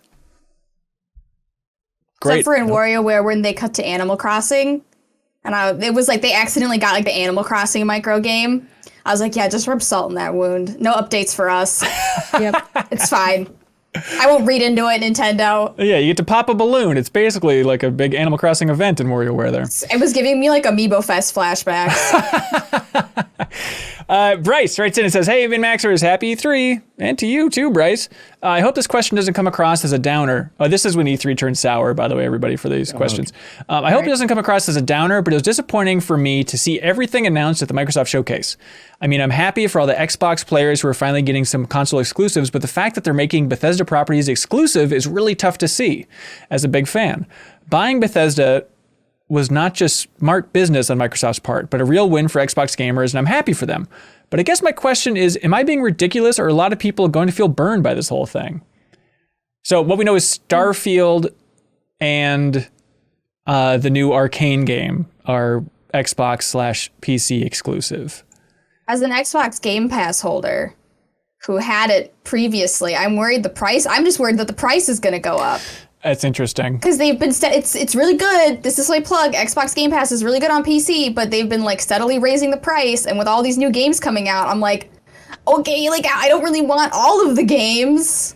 Honestly, they could raise the price by $7 and maybe they'd lose. My cup runneth over. I think they'd lose 7% of the audience. I think people are fine. I think it'd have to be like smaller than that because like you can do a small like price creep like we saw that with Disney Plus too. Where Exactly. It's like, all right, well, That's a good I'm not example. going to not watch Loki. Yeah, Like, that's you the know, thing. And I'm not that's saying fine. they should raise the price, but I'm saying I think that a lot more people would stick around for a price raise because it's like, I don't many know. ideas. They're I know. listening. They're Yeah, listening to you're this right probably now. right. It would Like, be you a see, they're going to buy disaster it. if they raised the price. Everyone would just flee from that. Yeah. Yes, Yeah, I so- would. Take I my would verified lower it if account I and was gonna drag do them into anything. the depths Yeah. of the earth. Yeah. Yeah, I'd burn my house down. I would just panic. I wouldn't know what to do. But I assume there are people like Brace out here that are really upset naturally that new Bethesda games are going to be exclusive to Microsoft stuff. I haven't seen that outrage on the internet, but there's always corners of the internet that I'm not fully tapped into. The idea of Thank like God. God of War, being cross-gen and releasing on PS4 now. Apparently there was a great outrage about that. I didn't see any of it, so I guess it's out of harm's way for me, but I'm guessing there's a lot of outrage. But is Bryce being unreasonable for being pissy about this? I mean, I think breakups are hard, Yeah. Like, it's like, that comment's very much giving me like Olivia Rodrigo Sour vibes, which like, it's all right. Throw the album on and like, just mourn for your franchises. Yeah. Like, I can't say that, I will say that I can't say that I relate to that feeling as someone that, as of decently recently, as of Xbox One era, I now have all of the things. So I'm like, you nice. can't take any games from me because I spent way too much money on everything. I'm everywhere. Whereas, like, I feel like with gaming, and obviously this is, part of the privilege of being in this industry where you can justify and write off stuff on your taxes and request stuff and all that. But I constantly feel like Arthur when he comes home from the library in that one episode where they're like, you're not going to read all those books. And I'm like, I don't care. And I'm riding my bike and the games are falling off of it. So I can't relate to not being able to play something in that sense. But I mean, that's kind of right. Like they're hoping someone, like this person writing in is going to not be able to deal with that and join the ecosystem. So, honestly, I have to just mostly be excited for Microsoft because it's been years of where are the games? There Right. are no games. That's been like memed and talked about so much. And I think totally justified criticism from like the community standpoint that I'm so excited just to see them start to really get some wins and also slightly amused at people who aren't really enjoying seeing Microsoft finally get some wins. Right. Yeah, for sure. And I think it would hurt a lot more if the stuff also wasn't coming to PC day one. I think that is a Yeah. huge component here. Yeah, I was going to say that, and also like Sony and Bethesda don't have the greatest track record to begin with. If you were playing those games on some of Sony's consoles, you've already dealt with a lot of crap, and so I don't know if you would be too surprised by this coming up. I'm sure it still hurts, but yeah, at least in terms of exclusives, you have more places where you can play these and you have more price options for how to get access to these games than a normal exclusive would give you. Plus, if you're on that Sony side of the fence, you get to rub it in everybody's face that you get to play Deathloop and Ghostwire Tokyo on PlayStation. And maybe that'll come to Xbox eventually, but you got some Bethesda perks still while this, weird lingering period lasts. Sean Mason is staying on that same train of thought, saying, I don't understand how Bethesda can commit to a release date for Starfield. We have barely seen anything, yet they are confident on an exact release date. At this point, I don't think anybody working in the game industry can honestly say the game will be ready on November 11th, 2022. Why wouldn't they just say it's coming in the future? Yeah, I mean, I think he's reading a little too much into that. Like, what Bethesda's really saying is they think it's going to be ready by holiday 2022. And they're using 11/11 because that's when they release all of their games. It's not like, November 10th would be too early, but we're going to be ready for November 11th. Like, Yeah. That game's going to be done probably 6 months before then, and then they're going to crunch on trying to get as many bugs out, which hopefully they'll do a better job this time around. And unless something catastrophic goes wrong, they will release it then and continue working on it. Otherwise, they're going to have to push it. And if they have to push it, they'll push it and say, hey, we need more time anyway. So I don't think it's as dire or as risky of a gamble on Bethesda's part. Also because it's a long ways out still. So Yeah, people just want a date. Right. They want Yeah. a date. And if you didn't give them a date, the first question would be, when is it coming out? So take your date, write it on your calendar, and if they move it, they'll let you know. It does feel it gets it out of the way. Yeah, and it's a sign of confidence too. Like even though if it's largely nonsense to be like, we know it's going to be ready on November 11th, 2022. It's just that thing of like, no, this is on track, everybody. You can look forward to it on exactly this date. And yeah, like Jeff mentioned, like this is a nod to when Skyrim was released on November 11th. So they figured they had to pick a date. Let's go for this one. And even in interviews, Todd Howard has said they're feeling very confident about this 2022 date, but we'll see. VRG writes in and says, hey, MinnMax, it appears that Flight Sim 2020 is next gen only. You will only be able to play it via xCloud on an Xbox One. This is a new strategy for Microsoft. Microsoft plans to put out more next-gen only games on Xbox One via xCloud. So technically, Microsoft is keeping its promise to support last gen for a couple of years. Do you think games like Starfield, Fable, and Perfect Dark will have simultaneous Xbox Series and Xbox One xCloud releases? It seems like a very clever way to go around this. I just assumed they were going to be doing that to begin with, but this news story broke this week of, hey, you'll be able to stream the new gen games on last gen, but I feel like they've already communicated that, right?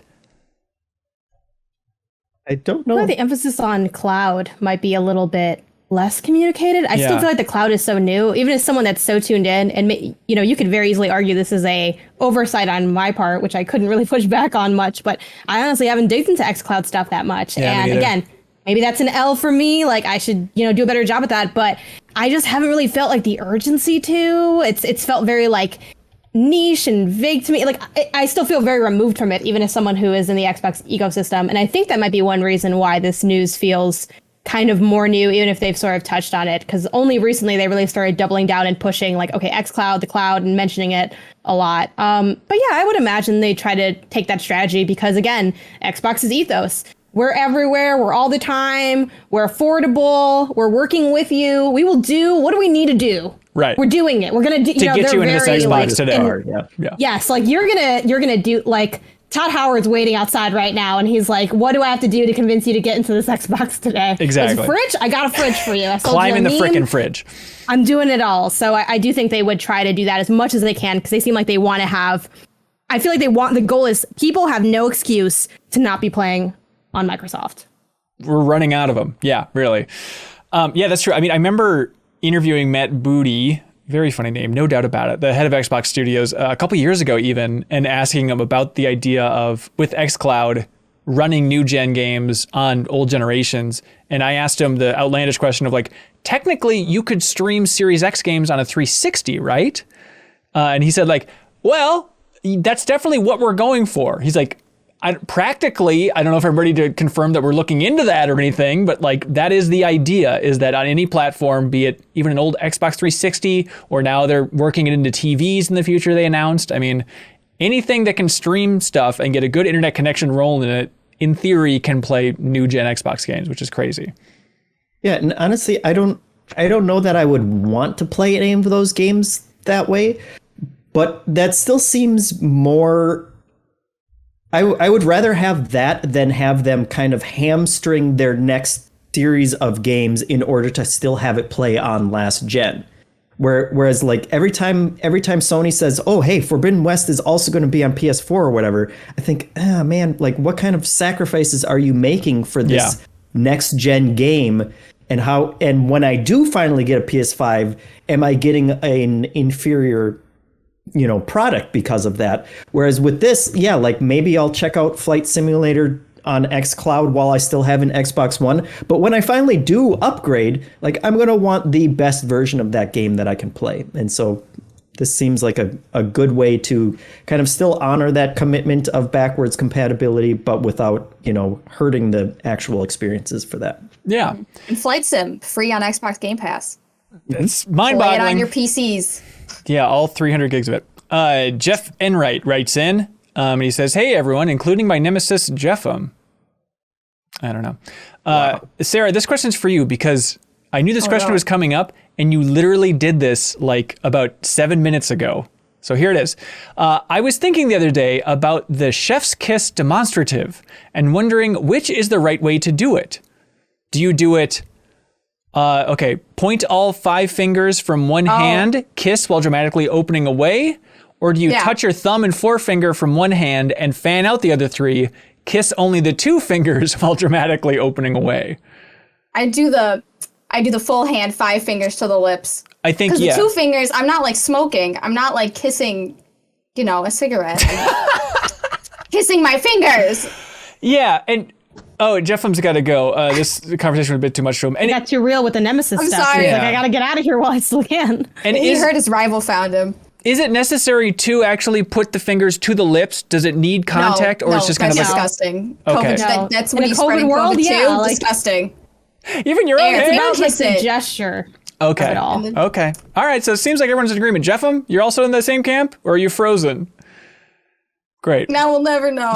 Jeffem will be missed. He absolutely agrees. He was actually left speechless by the thought of doing the alternative. So All right. There yes. it is. Jason Wojnar writes in and says, in school, there were a ton of Resident Evil fans in my class. They were all excited when Resident Evil Operation Raccoon City was announced, and I was extremely cautious and not hyped in the slightest. The game came out, and almost the next day, everyone comes to school disappointed. What's a time in your life when everyone was hyped for a big release and your skepticism proved to be the right call? And when does it pay to be cynical? Cyberpunk. Ooh, you were cynical about it. Yeah, I was super cynical. I mean, those of y'all listening know that I often at least come off as like the more cynical one, like bringing down the energy with my like grounded takes or something. I don't know. But yeah, like with, especially it was easy for me to be skeptical about Cyberpunk because I didn't play The Witcher 3 and I played a little bit of The Witcher 3. And I was very early, so I'm not ready to make a judgment call on Witcher 3, but it wasn't like blowing my mind by any means. It felt kind of clunky. And I'm also just a really big believer on, especially when it's not a continuation of an established franchise, that we shouldn't just say, we know it's going to be good. Like that really bothers me when we're too assumptive in one direction or the other on anything with games, because I feel like you just never know, and especially because no one played it. I'm like, we haven't played it. They're like, yeah, but it looked really cool. I'm like, yeah, but we haven't played it. Like no one has gone hands-on even. Different so I was just style very in so many skeptical. ways. Yeah, like it was so radically different from The Witcher 3 and different perspective. They had so much tech work to do. There were so many things that should have been bigger warning flags than they were. Yeah. Yeah, though it wasn't like a flaw. Like, Cyberpunk's very complicated. It's mostly like a technical issue because there were a lot of reviews that came out that were positive on it I like and the did game. like it. And I don't think, I played a good amount of it and I didn't think it was like by any means a bad game, but it wasn't what people kept telling me it would be, which is like, oh man, this is going to change. Like whenever anyone's like, this is going to change gaming, Yeah. I just feel like that's so rare that it's best to be a little bit wary of it. It's those moments are so rare to happen. Like I think one of the only times it really did happen was Breath of the Wild, where they said it was going to be you could climb anywhere and go anywhere, and then you could. And Right. it was like, whoa, like that's crazy. But Yeah. Yeah, Jeff, the question is, in case you were lost in another dimension, a reason or a time in your life when everyone was hyped for a game and you were right to be skeptical. Yeah, and mine is a little tweak on that, but I remember when we were all at Game Informer still, somebody was super excited about blockchain technology, and we had to do an article on blockchain technology, and I felt completely insane. I will say, like, the entire staff was like, I don't know about this. This seems dumb. Yeah. But it was imperative that we do a story on how this is going to change the future of gaming. And the entire time I got assigned to it, and the entire time I was researching it, I thought, like, man, like, have we learned nothing from all of these gimmicks in the past? But everyone was just so excited about it. And I'm still semi-proud of that article, because after I got assigned to do how blockchain is going to change the future of gaming, the story that I kind of turned in silently was, hey, this is blockchain technology. This is probably why it's not going to change the future of gaming. And Yet. Yet, yes. But it went through editing, and it turned out it did not change anything. So I hope your hand. Never mind. Never mind. Anyways, the point is, hey, Nick L writes in. Nick L writes in and says, hello, cohorts. It's June, so that means it's Pride Month. As somebody always trying to be a better ally, I can't help but look at whether a company that changes its logo to a rainbow variant is doing it for the right reasons because they believe in equality, or for the wrong reasons just to be a performative ally. What are some gaming companies you feel demonstrate an effort to fight for the queer community? Don't nod. Oh, interesting. Yeah, like that's the first thing, especially when we think of like, even though I don't know how you can debate how mainstream Don't Nod is as a studio, but I think they're very much in the public eye, E3 stages and things like that.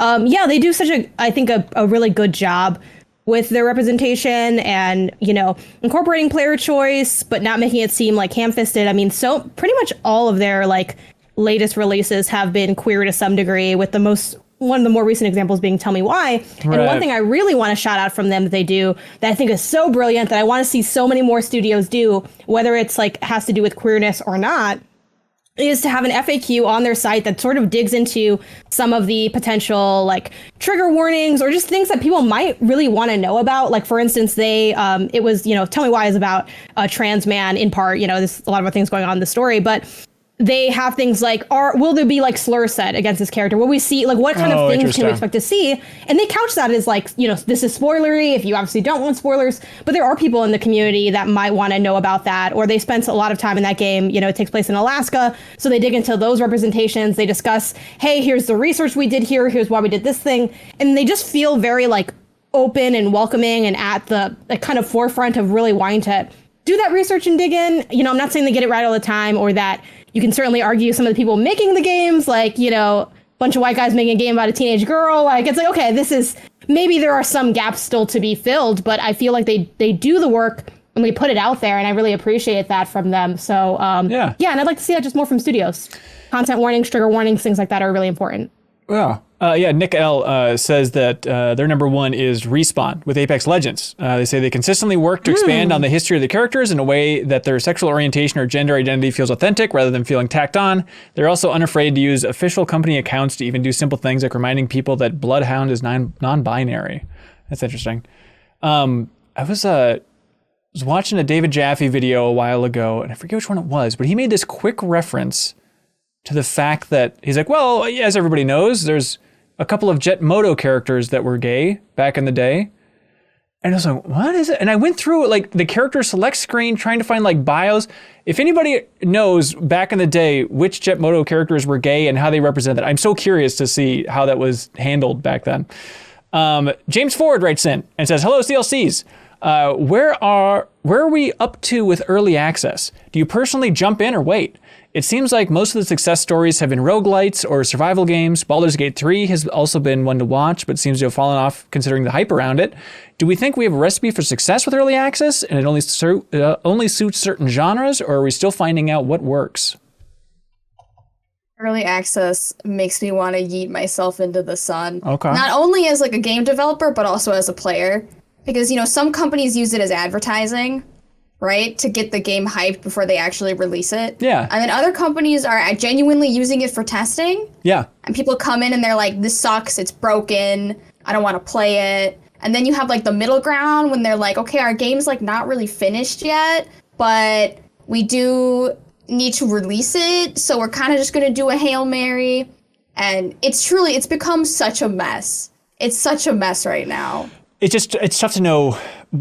I feel like we need like some sort of, like the old terrorism watch chart. I need some sort of scale of what style early access is this? Is this like a code red early access, or is it like, it's light green, you're okay to go in there? And Steam needs some way to account for that, because I think for stuff like, survival games, rogue games, like there's so many where it's like, I think it really helps developers to be in there in early access and get that feedback rolling. It's so bizarre when a game in that genre doesn't account for that now, but it's so different all over the place. And when it blows up in early access, it's really hard to keep that momentum going while you're still like putting things in your game. So Right. it can make or break it. In some situations, it works out amazing. It works out great. But then in other situations, the hype dies and your game is forever remembered for whatever it was in early access. Totally. Like, I'm very curious how Valheim is going to go 1.0 and what that's going to be like, how much hype it'll have for 1.0, or is kind of the flash and pan already over? I don't know why I'm dead, but can you hear me at least? We can hear you, Janet, her camera. Like, I'm so upset. I'm so sorry for everyone watching. Like, this never happens, which I know sounds so fake, but like, it's so. To be fair, it happens to me all the time. It's nearly constant. Like, it's totally normal. It happens to every podcaster. Yeah, I'll level with y'all. I don't have a lot of troubleshooting solutions here. I've basically done all the ideas I had, which were not that many. But yeah, I don't know if I'll be able to come back visually. That's fine. Do you want me Early to access draw is like rough. an MS Paint Janet that you can just put get into- over her screen? Can you just go into Chicory and Yeah. just I'll just kind go of into conjure Chicory up? and draw a picture? Mhm. Yep, that works. Yeah, I'll be low-key trying to bring myself back, because I'm sure there's got to be a way. It's fine. This is not a fancy camera. It's fine. Audio listeners are fine. Yeah, early access. happens. Yeah, it is rough. You know, like the only game I've paid for in early access that I just went all in on was Uerkwitz, because I was so excited about that game. Oh, right. But I bought it and I was like, I've been following it for years. Like, let's go. Same. And I still feel that, but I don't, Sarah, I'd love to hear really quick what you think about this. Like, I got in and, it was so early and I didn't hate what I saw, but I wasn't in love with it. And I just honestly decided I'm going to come back when it's done. But now I'm worried that it'll, like, how long for it to lose that early access label? Done. Right? Yeah. I saw a tweet that was like, we argue so much about indie games as art, but we don't talk about them as a business. Mm-hmm. So, and that's where like I kind of have experience working for companies. Oh, Janet, you're back. Like working for companies and like trying to get a game out. It's like you can't just post cute GIFs and cute art and dev vlogs. Like, we need a game. You need to make goals. You need to ship that. Like, you need to get it out the door. Cause it's been 5 years, okay? It's been 5 years. And you had a Kickstarter, you have like backers, you got a Patreon, like ship it. But then you're like, oh, we shipped early access. So it's just kind of like, you need to scale. It's still just 2 people. And then some, a handful of hired things. Like, you got to scale it. You got to dig into it. I don't know. It's just missed opportunities, really. Yeah. Chris writes in and says, Ben and the Maxers. I tried. Thank you, Chris. What's the worst thing you've done playing a game, or your worst decision? Interesting question. I think there's falls into like spoilers, so I don't know how much I want to say, but maybe I won't say what game it was. And also trigger warning for like self-harm, suicide stuff, because that is what the situation was. And you could argue that maybe this shouldn't even be in a game, right, ethically, but it was basically a situation where like you need to talk someone down from like jumping off a building. Right. And I didn't do it. And they died. And it was just so, and again, I think you could very strongly argue that maybe that should not even be in a game. But yeah, I felt so bad about it. Like, it was, because it was a story-driven game. You get really invested in the characters and stuff. And like, yeah. And it just was so weird. It like felt like a personal failure. And it just, that was probably like, that is, I did a show once with my friend years ago about darkest moments in gaming, like with decisions and stuff. Yep. And that is what we both talked about. Because we were both making the decision. And like, I don't know, it was really sad and like really messed up. Yeah. I think this is what the Guardians of the Galaxy game referred to as haunting repercussions. Right? Like, from your haunting, choices. Y'all. You should And dial honestly, that down. I kind of hate that. It's starting to like chafe on me, the whole like, we give you a good option and a bad option. Which one do you want to pick? Like, really defying your character. And you're like, I want the bad option. And they're like, ooh, boo, boo, you bad person. Boo, boo, we're gonna drag you through the guilt swamp for the rest of the fucking game. And it's like, okay, I guess I'll never make another bad choice ever again. God forbid. I tell someone to do the a idea flip. of a guilt swamp. God, I hate it. I'm getting so tired of it. Yeah, I mean, we talked so Anyways. much about this in the deepest dive on Mass Effect 1, but they're just, I wish, that there were better options if you're playing Renegade there, other than just, all right, I decide to shoot somebody in the head and then move on. Like, I like it when that game is a little bit more creative with like, okay, Renegade means you are supportive of the genophage, like that kind of like blurry thing of instead of making it so clearly black and white. But yeah, I mean, without spoiling anything in Mass Effect 1, I think probably the most guilty I feel about anything in a story-driven game, is like having a character die in Mass Effect 1, because I thought it would be a real fun lark to torture them and be mean to this one character. And then it turns out that they can super die, and it's very sad. And when we replayed it for the deepest dive, I stuck to it, because I'm like, well, that's my canonical Mass Effect, is that this character goes down in a horrific way, and it sucked to watch all over again. Yeah, you're terrible. Yeah, I know. Listen, Thanks. Doing that. Thanks. Mine. Into the guilt swamp with you. Yes. All right, I'll enjoy Mine. it. I can't remember if I've mentioned this before, but when I was a teenager playing Grand Theft Auto San Andreas, I think it was, I thought I came up with a foolproof way to do the horse betting game Okay. and never lose money. which was basically just bet on the one with the worst odds and bet a small amount, and then if you lose, just double that bet every time. And it worked for a long time, and I was making a lot of money, and then I lost like $10 million or like the amount of money that I made throughout the entire game up to that point. And then I realized I should never gamble in real life. Yeah. Because I couldn't stop myself and I lost everything. Have you ever gone to a casino? Yeah, I mean, I've been to casinos, but I've never bet any kind of amount of actual money. I'll play like the like the video slots for like 5 cents, but I won't sit down at a blackjack table or anything like that. Can I make a side point on gambling in video games? So I'm playing Red Dead Redemption 2, right? Great game. I do not know how to play poker or blackjack or any sort of gambling games.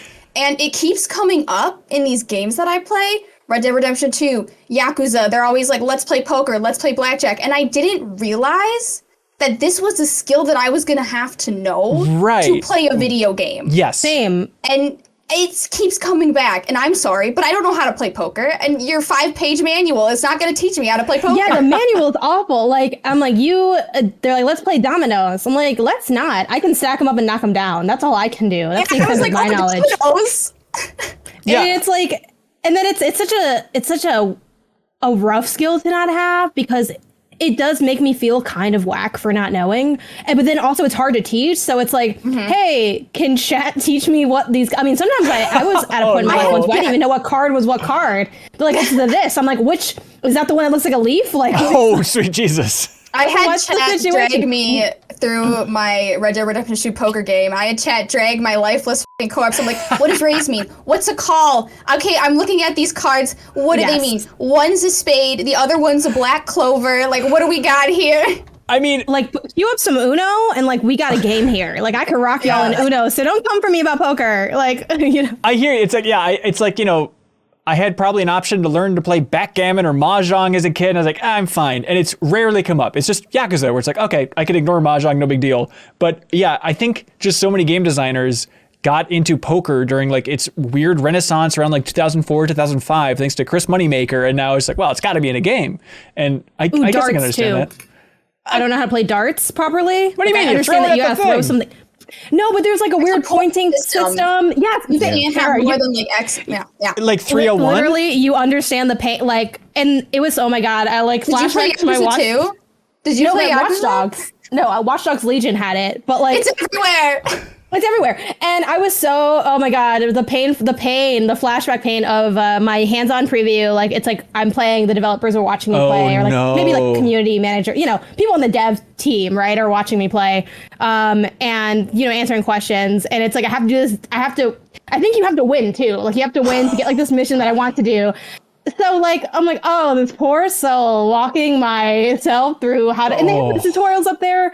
And Final Fantasy, same with the luck materia. I'm like, right, y'all expect too much of me from this 301 in darts is so simple compared to, I understand poker being, it's a little bit of a learning curve, but still, you should learn to play poker. It's fun. We have to learn, Sarah. This should be a community goal. Learn, because the video games how to play. Yeah. Okay, well, there we go. That's the worst decision you can make, is playing poker. Is not learning how to play poker and then playing video games. Yeah, smart. Shame. Yep. Philly Yeatsteak submits a question over on Patreon and asks, how do y'all separate your work lives and personal lives? For me, I have a separate phone for work, which makes it easy for me to disconnect and switch mindsets. How do you do it when your job and your interests overlap so much, especially during E3? Jeff, you seem top-notch at this. Yeah, instead of having a separate work phone, I still just have my one phone, but I'll just put it in a different room when I'm not expected to be working on something. Although I'm sure that drives you crazy, Hanson. It's been, there's probably been 4 times or so since MinnMax's launch where I'm like, Jeff, I really need to talk to you, and just there's no way of getting to you. I need to drive to your house, and even then that's a 50-50 chance for whether or not you'll open the door, for Christ's sake. Yeah, sorry about that. That's fine. But that's how I do it. Yeah, and did you learn this over time, or is it just something that's natural to you? Yeah, I mean, I've struggled with it as much as anybody has, but I think it's also just been I've been less on social media as well, and that's a whole different beast to try and kick. But once you do it, you feel pretty good. So yeah, I've been trying. Yeah, Take my phone.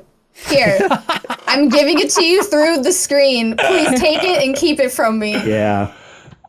Yeah, I mean, we talk about it a lot on Better Quest, our show about getting better, where we set personal goals for ourselves each and every month. Check it out on our YouTube channel or on the Patreon exclusive podcast feed with Jeff Cork. But anyways, yeah, like I've gotten really good about limiting, well, basically not having any social apps on my phone. And then the ones I have, even like Discord and Slack and YouTube, I have it set for like a 2-minute timer. So it locks out after 2 minutes. And that's definitely helped in a big way. And then also like, I think I'm really happy when I'm spending time away from work stuff, and I just realize like I'm so relieved that I don't have any of that pressure to like keep mixing my personal life with my work life. Like I feel like I'm very open and I blather into a microphone all the time for MinnMax stuff, but it's like I don't really get into like family stuff that often, or not throwing shade at anybody that does this, because a lot of people do, but every once in a while when I see like those posts of just like, check out my cute boyfriend or girlfriend, or we're going on a sweet trip on Twitter or Instagram, it's just like this wave of relief. Like, I'm so happy I don't do any of that, where it's just like my time with my girlfriend's just my time. And like to have at least that line in the sand of like, we're not going to do that. I don't need a community to infiltrate my personal private life. They can just infiltrate my gaming private life. That feels like a good boundary to set. I have like no boundaries. Yeah. Like right. It's not good. I'm not gonna spend too much time on this because I could go on for a long time. I think I'm really extreme in some cases because I kind of need to be, because I don't set boundaries in other places. Like I am on social media all the time. Like I'm replying to stuff all the time. I do post photos of my boyfriend with his permission and stuff, which it's obviously being a woman in games is kind of different, where it's like, if I don't periodically mention that I have a partner, sometimes people get weird about it too. So it's like it's kind of nice actually. Yeah. But that's obviously a whole nother layer of things. But for me, I try to do different things. I do try to give myself like some pure days off where I'm not even gaming basically at all, which is really hard to do. And I'm not going to front. I can't tell you the last time I didn't do anything for work on a day, which is really awful. But that is my truth. And I try to take vacations more often. And those vacations, I'm really off the grid gaming wise. Like I'm playing very little to nothing, or only stuff that's so irrelevant that doesn't matter. And I know people find that kind of extreme, and I know a lot of people in the industry who they'll game all the time. They're like, it's vacation time, I'm finally gonna finish Ratchet and Clank. I'm like, I'm literally actively not gonna play it, because this is the kind of thing I would do to keep up with content and everything. So I'll like just go left field when I do have time to myself. I'm like, I'm not playing any games, I'm just watching TV, or I'm just reading or doing these other things. Other than that, yeah, it just gets really complicated because games take so long to play, and it's just like it's really hard to balance it all. I think sometimes setting goals just for my own personal life, like spending time with my family and really being active on that, something I'm really, really trying to do, especially after everything with COVID or during COVID. I think kind of puts a lot of things in perspective for me. And this is someone that's naturally getting older like everybody else. I'm like, I say my family and my relationship is more important than anything, but I'll move a lot around to make space for the work I have to do, and I won't really keep the same energy for my family. And like that's really hard to admit to yourself, but I feel like admitting that is like my first step to really trying to be active about spending time with the people that I actually care about. Because the truth is, like, none of this stuff matters. Like I can get a job doing anything, I can live and have that be an okay life, but like I only have so much time with my family and with my dad who's getting older and with my partner who I say I want to be there for and support. So I'm just kind of trying to keep that stuff in check. And for me, that's how I balance stuff. Yeah. And then, like I said, not playing as many games when I'm not making content. Like I stream so much, I do other stuff, I review, other than that, I'm just not playing stuff. Yeah. And you feel okay being on Twitter that much? I was like born in Twitter. I mean, I got on like probably 10 years ago when I was like a teenager. So yeah, that's a very different thing. But like, I honestly feel like leveraging social media is why I have my career. And I think I have a lot of examples as to why that's true. Like almost all of them, right? Like I only know y'all because I'm on Twitter. Like that's, and I'm visible and I put out my work. So, but for me, that just feel very natural. If that's stressful to you, I would say obviously don't do it. But for me, like, I love that. I love putting out my thoughts, making polls, talking to people, blocking people who are awful. Like I'm I do it and I have a good time on there genuinely. But if you don't, like, God, please don't be on there all the time if you hate it. But I actually have a really good time on Twitter. Yeah. I find every once in a while when I'm compelled to check my phone or even just go to my computer, which I also have timers on for Twitter and Facebook and all that stuff. I basically have timers set for everything in my house. But Everything's just going off at once. oh yeah. Oh, that's it. And then I just have to sit and stare out the window. But every once in a while I'll check myself and just think, what am I looking for here? Why am I so compelled? What's a best case scenario for me booting up Twitter? Like somebody says, See hey, one of my tweets. I think that is number one. I was thinking the same This thing. was I'm like, you see a worth picture of me everything. and my boyfriend on vacation for no reason. I guess that's true. Sarah, are you like when you check your phone? What are you looking for? What are you clawing to immediately? When I check my phone, I check Twitter. Usually I'm looking for like game news. Like I'm looking for like the cutest indie games like that I want to see or like any kind of news. I check I'm always on my Discord because obviously I have a Discord for my own streaming community. Okay. So it's very different because we are from two different like spectrums. Like Dan and I are from the era of like the personal brand. Interesting. Yeah. Where to get more followers and to get more support, you almost have to share bits and pieces of yourself with people to kind of make them feel more connected with you. And like that's required like for like streaming. It's like hard to stream without sharing that kind of stuff. But you do have to find a line between like I can share a little bit, but then there's like you shouldn't share too much. So there's a balance of who you want to sort of show yourself as versus who you want to keep private. So that's that's the work-life balance. Do you feel like you've hit that line a couple times without diving into details of where you're like, I was probably sharing a bit too much? Like I think I Sometimes, revealed a little too I much do there. definitely, I tend to be an oversharer a little bit. You know, we've all fallen in that a little bit, but I think I'm pretty good about it because I've been doing it since like 8.4 was kind of like you're learning about how much should I share, how much like what are people interested in, and then I found out people were more interested in my personality. Like I don't play game good. I don't game good. My gameplay not good, right? But like I know that I can be funny and I can be engaging, and sometimes you just have to share a little bit to get a little bit back.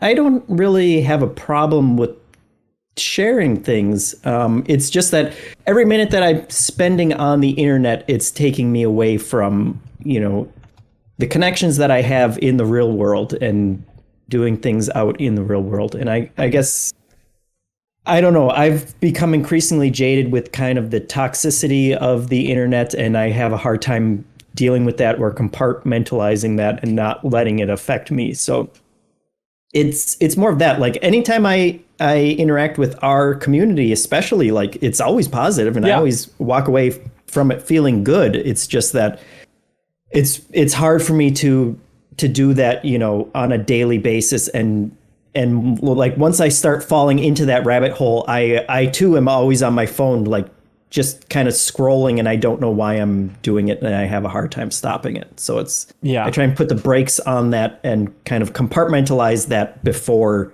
I run away with it too much. Yeah. And I've never had to justify this, but in my mind, I've reasoned for why I'm so addicted to checking for feedback every once in a while. Is just like, the way I would describe it to somebody is like, imagine if there was just a constant trickle of comments about your personality and your work performance just in some feed online, just a never-ending stream. Like, how often would you check that? You're describing Twitch chat? I mean, Twitch chat, but like even the Discord, YouTube comments are like a big one for me. Like I check that crap so much. It's like, how can you not look at that? Like it is so incredibly compelling. I understand there's downsides to it, and I have tried to limit myself on it, but it's just like this irresistible thing of maybe it's a certain amount of narcissism, and healthier people can be like, whatever, as Jeff Bakalar from Giant Bomb now once said, like, the answers for your life aren't in there. Like, don't go digging through the comments. You're not going to have some epiphany about your soul. Let's check again, just to make sure. What's that? Yeah, exactly. Like healthier people don't have that. I'm like, healthy people aren't here right now. It's okay. It's funny though, because, my partner doesn't have like that same onlineness. And I was talking about it to him about it the other day, where I'm like, yeah, like not to be, rude, but like you don't really get it because it's a really weird job. Like it's not like anything else. And, you know, finally he just he goes on this little rant, which honestly made me feel like better for the rest of my life. And I'm like, you should give this rant to every journalist and content creator. And he was just like, why is like, you know, it's fine to read stuff and to engage. And, you know, it's like, but why should it matter if someone who like doesn't like you, but they commented, he's like, they do like you because they're here. They chose to be here. Right, so they do. right. They're just like, you know, and he had like this, and he's like a web dev person. So totally different side of his brain working all the time. And he just gave me like all these comments about like why that stuff doesn't matter as much. And like, I don't know, it was really refreshing. So I think, you know, one way I balance is by having stuff in my life and people in my life that aren't about games and content. As much as I really love being here and I find that like hella refreshing, but having a space for not any of that is really nice. Yeah. Okay. Well, what do y'all like for question of the week?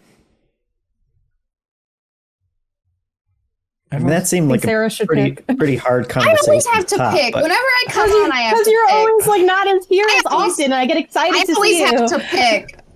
All right, Sarah. I mean, everybody agrees that it's almost 100% in your camp here. It's always people should start like paying me behind the scenes to pick their questions whenever I'm going to be on the Smart. MinnMax podcast. I'm just going And, to put that yeah. out That's there. the way the empire all comes crumbling down. Yeah. Yeah, Sarah the would power not. is with me. In the $2,000 scandal. That's an example of oversharing. I'm willing to be bribed by the community. I will take money for this. All right. I mean, in terms of making the show better, Philly Yeatsteak's thing about personal lives was the best conversation starter. I like the demo stuff from Mike Spam here. Chef's Kiss, who don't like it. The one about the worst thing you've done in the game, I think is interesting. The one person just begging for a prize from I'm 8-bit is undeniable. But yeah, Sarah. I love the person begging for the prize, but it's still a no. But like, I love it though. I love the energy. I guess I love the to take energy. That's right. I guess to take the pressure off Sarah, you know, to echo what Jeff started to say, I do think the last one was probably Yeah. the best in terms of Yeah. different and Let's come to a conversations group and a little lens. agreement on that one. All right, Yes. so Sarah's making the call. Philly Yeatsteak is winning the prize from I Am 8-Bit, the What the Golf Final soundtrack. So thank you so much to everybody who supports us on Patreon and submits a question each and every week. We appreciate it. And now it's time for something we call Get a Load of This. Jeffem, tell me what you Yeah. got, what you really, really got. Get a load of this. This is a YouTube video from a site called Veritasium. It's how an infinite hotel ran out of room, and it's basically about the concept of infinite as a number, and kind of walks through. It makes you think about infinity in a couple different ways in this kind of funny animated video, but it's essentially the idea is you have a hotel room with an infinite number of rooms. And if there's a person in every single room, you have an infinite number of people already booked in a hotel full of infinite rooms, and another person shows up. What can you do about it? And the answer to that is just have everyone move one room over, and then that person can take the first room. But then it goes through like 5 more like thought exercises of like how that gets increasingly complicated, and like the actual math that goes into it that scientists have thought about. It's a really interesting video. There's a link below for everybody for all these. Hey, get a load of this. I was streaming Ratchet & Clank Rift Apart, which I know is outrageous. We haven't really talked about it yet. We'll talk about it maybe next week or in the future, but we're all really enjoying it. Right, Janet? Yep. Okay, It's awesome. great. But I was playing it and streaming it, and there's a character called Mort that you run into pretty early on, and she has this really thick Minnesotan accent, and for the first time I started talking about the voice acting in Ratchet & Clank, and I was like, who is this? Like, from the Fargo cinematic universe, I'm insulted as a Minnesotan. Who is this? Is like Ellen DeGeneres doing a Minnesotan accent. What is this? And then it turns out it's our dear friend, Sarah O'Malley, who is the wonderful guest on The Deepest Dive for Mass Effect, voice actor extraordinaire. And she finally then was able to scream out on Twitter that she is a big part of Ratchet & Clank here as the character Mort and all of the Morts in Ratchet & Clank. So I really felt like a dick for going on a limb to bash one voice actor. It turns out it's a dear friend of the show that we should all appreciate, Sarah O'Malley. So please forgive me, Sarah. Which reminds me, Sarah, you got one for Get a Load of This?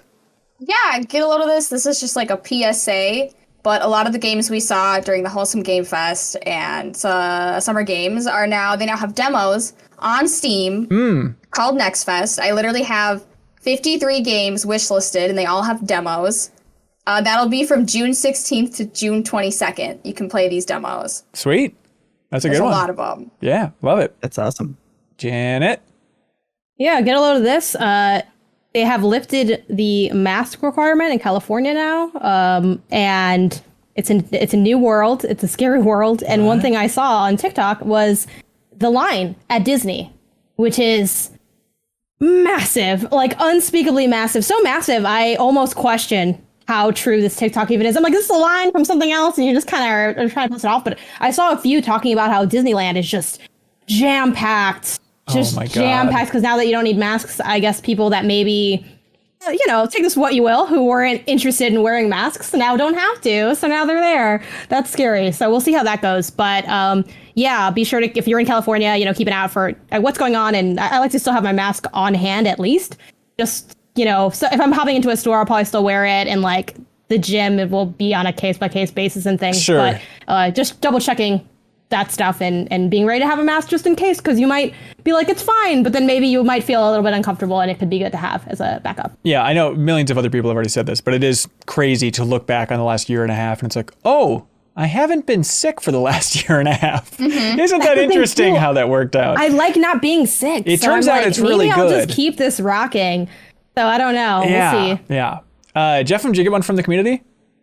Yeah, get a load of this. This is from Fenrir Natty Magic Man. Oh. It's a link to a story by Imran Khan on Fanbyte, and it's titled, I hope Breath of the Wild 2 still has weapon durability.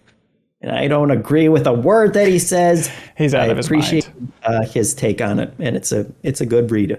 There we go. Bold swing. All right. Thank you so much, Sarah, Janet, Jeffem, for being here. Let's see. Plugs for things coming up for MinnMax. We have a new episode of Crossfade releasing this Friday, which is our standalone music podcast you can find in your favorite podcast app. And Janet, who's the guest this time around? It is I.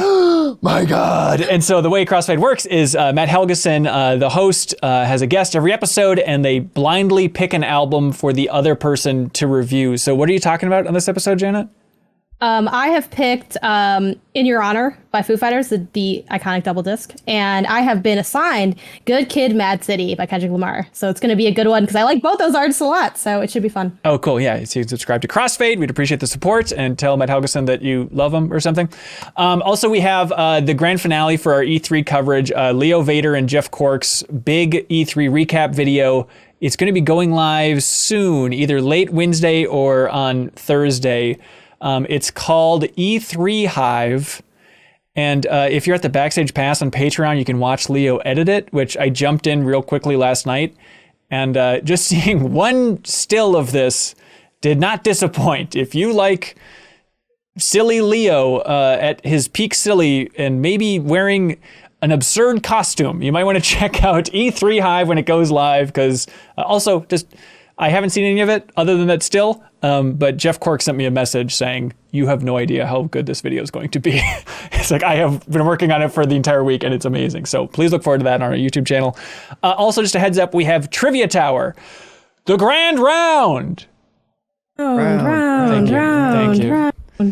Sarah, we like echo Trivia Tower, the grand round. Yeah, he's got us trained for it. Yeah, they're basically like seals at this point. But anyways, Trivia Tower, the grand round is happening this Sunday on June 20th at 1 p.m. Central. It's the time to jump in and play. So if you support us at any tier on Patreon, even that $2 tier, even just for 1 month, that's totally fine. You can jump in MinnMax's Discord, and that's where the Trivia Tower, the grand round, Thank you.